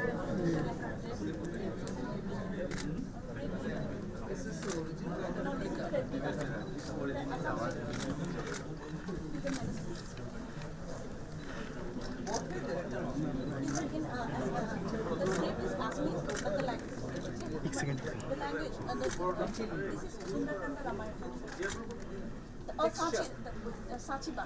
It's a part of yes, Sachi. This is of 18th century. थोड़ा पीछे ले Ramayana. Other than Ramayana, what were they? We have Kirtan, we have Mahabharata also. These are the samples of the art.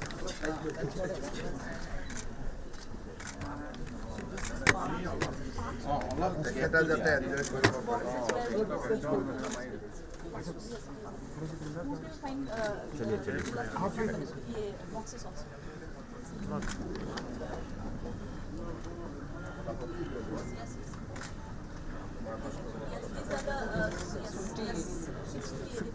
थोड़ा थोड़ा देर हाँ बिल्कुल बिल्कुल बिल्कुल थोड़ा देर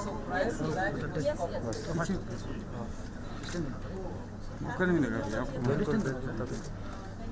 This is 7th century. The great king Kumar Bhaskar who used to be a friend of Harshvardhan, and he was, he completely secured Eastern India. And these are found there only, right? Yes, in Assam. It wasn't found in somewhere in the Gangetic Belt. It was found. Yes, yes. Nidhanpur was found. Nidhanpur is Sylhet. This is in now Bangladesh. Nidhanpur, this we got it from Bangladesh. Sylhet. Yes, this is the replica of Bhaskar Brahman's here. But this we found in Konos. This we found in Nalanda. It was found along with the Harshavardhan original sin. So you're able to establish the link between them. আপোনালোক চববিলাক हाँ बस थोड़ा This is about 700. So this is written in her sister's Yes, Her sister. it's written there. and they were referred to as a hoka. Yes. In fact, in that point of time, up to Uttar Pradesh, some kings used to have relation, and some kind, one Salastamba king, he used to rule Uttar Pradesh up to Konos.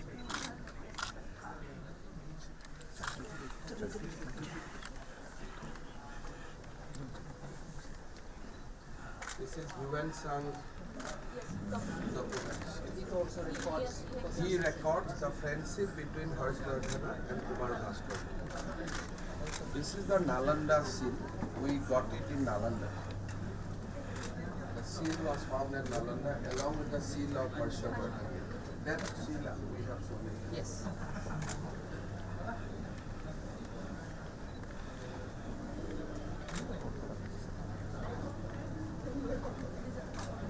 Nidhanpur in Sylhet, Bangladesh, to both belong to the issued by Bhaskar Verma.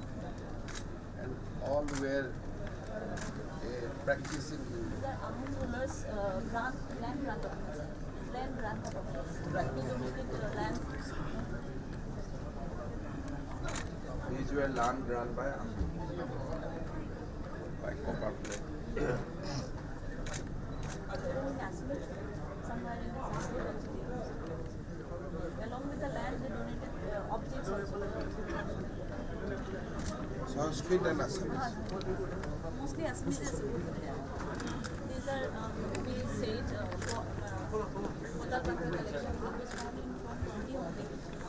जो उसका लिपि है वो लिपि के हिसाब से belongs to 9th 10th उसमें bell मिला है उसका bell का inscription है that's quite earlier उसके साथ में मिला है this is a peculiar member I refer to ma'am this. There is no Mahishasura, they not say the Mahishasura is there. Only the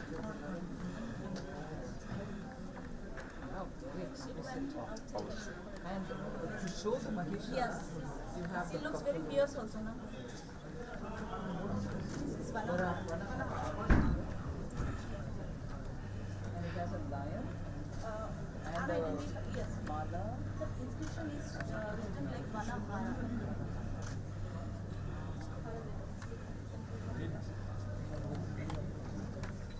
Ma'am, this is one Stala Stambha where he went up to the reign over Kamrup and Gauram. So this is on 748 AD. The link of Kamrup. Excuse me. These are Ahom kings' copper plates. Is there? This is Ahom king royal signature. Yes, yes, yes. This is the same insignia, the same kind of insignia continue from Bhaskar Verma to Ahom. जो replica था उसमें भी वही symbol है. Yes, frontal of the. This is Pala dynasty, 9th century.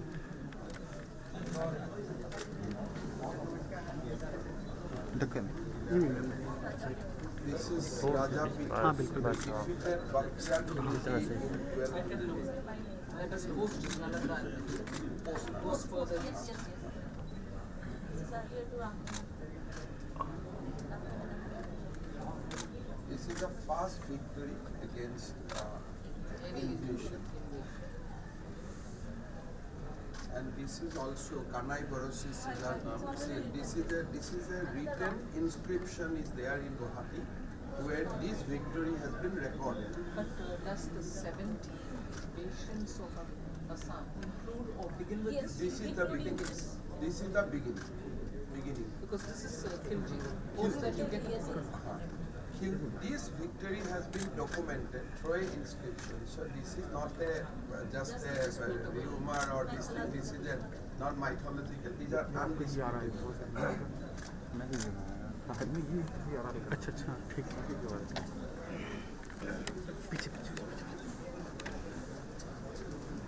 Then we come to Ahom.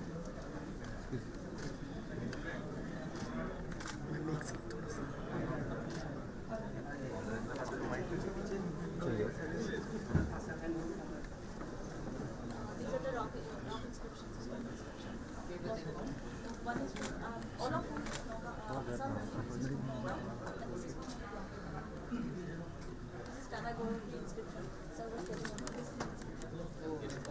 These are the replicas, not from the original. This is the victory of Sarayana, Namdani 1671.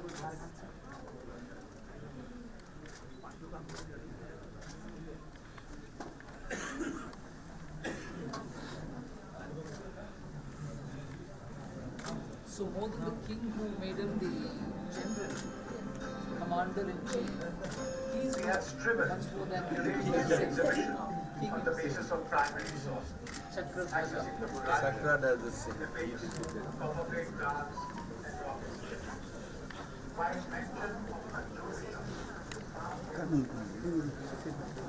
Come on.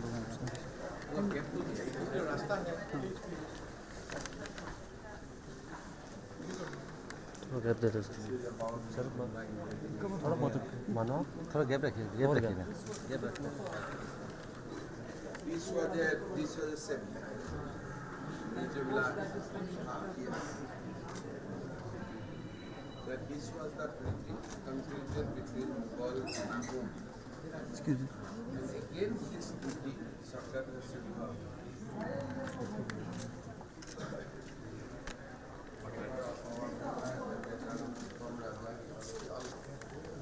12,000 gold, all this between silver. So this was a humility. Yes, and after that is when you wrap it again. And during the time, the woman is ugly. She was definitely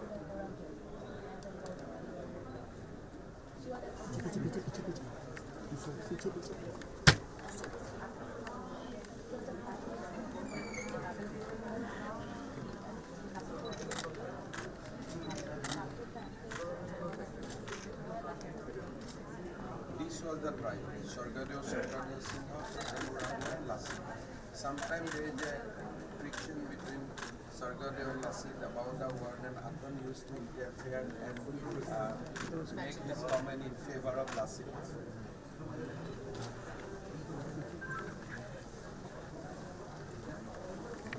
This is when it becomes the perfect.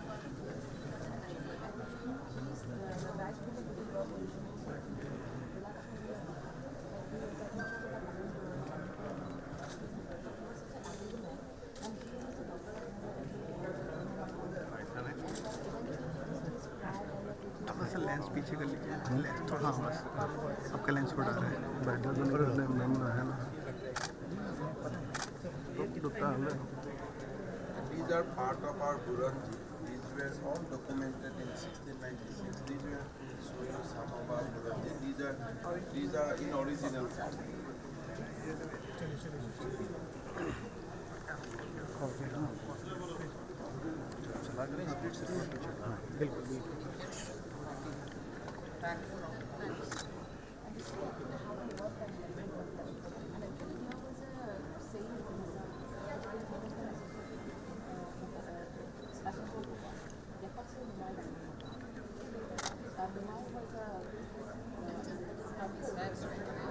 He fails to build that.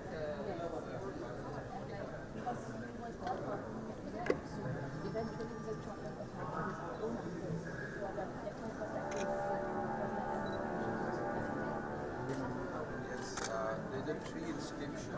When first Lassi pushed Ram Singha did not arrive at that point of time, but the Mirjumla who put his people there, so Lassi went and Lassi pushed them. That was in 1663. Ahom entered Guwahati in mid-November 1666. रवाना खुली वाला वहाँ खुली वाला In 71 you had the war. Therefore you were able to stop it to Sarai. 1663, Mirjumla won. 1667, we pushed them. Then counter-attack by Ram Singha.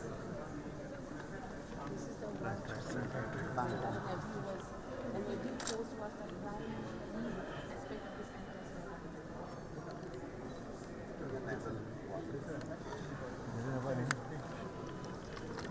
These were the dresses, not report my statements, not without taxes. This was one method when actually King pushed Lassi to fight him. Without this, he was not ready. Then in this battle we lost 10,000 soldiers. So that we call Battle of Alabu, where we lost. But after this year, after loss of 10,000 people, still Lassi had that courage to come back.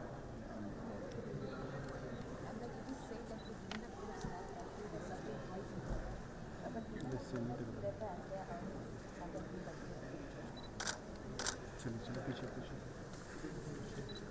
तो बैठ चलो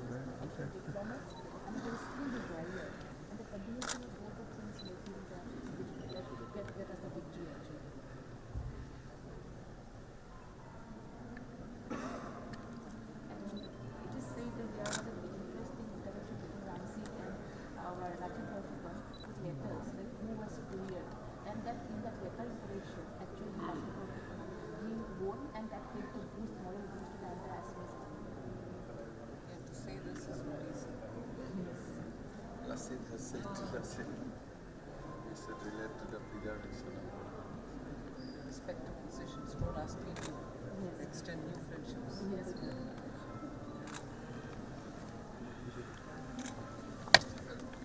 These are the few weapons. Actually, it is Little later. इस side हो जाओ, इस side हो जाओ, तो ठीक है, इस साइड तो कम से कम 2-3 फीट तो गैप होना चाहिए। चलते रहो, तब तक ये चले तब रुको मत।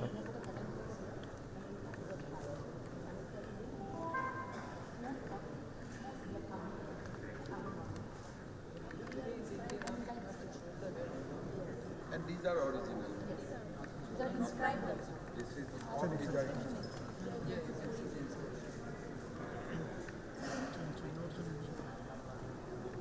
चलते रहो।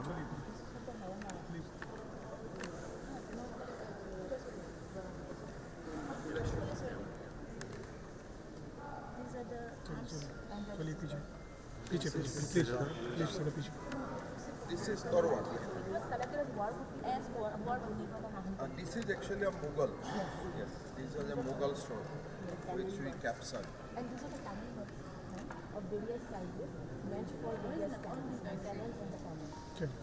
Please, पीछे. This is this Torwat. I was collected as one of the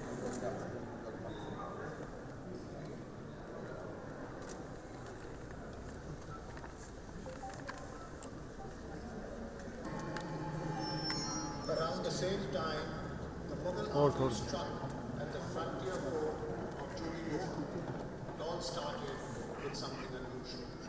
A thick blanket of smoke quietly moving closer to the fort.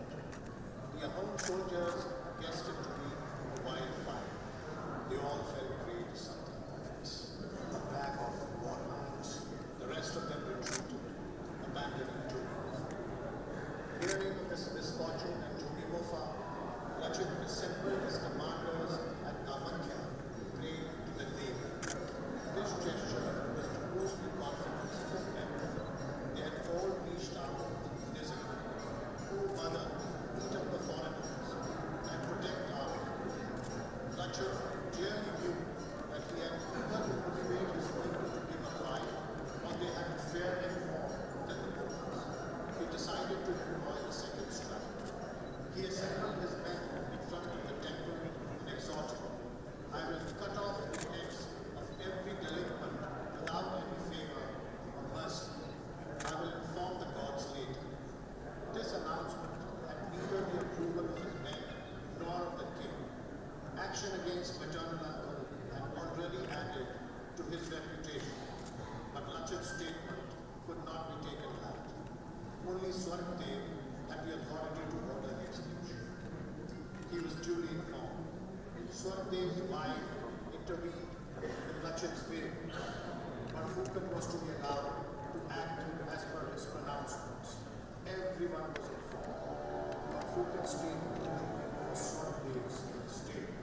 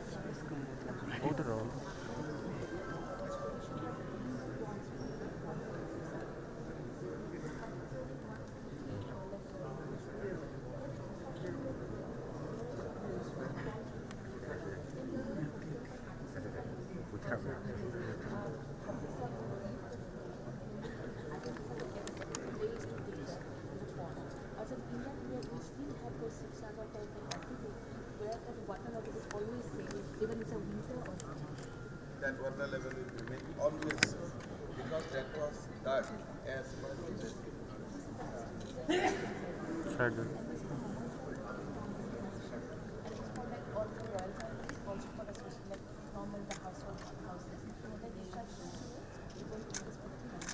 So these are the diviners who go with some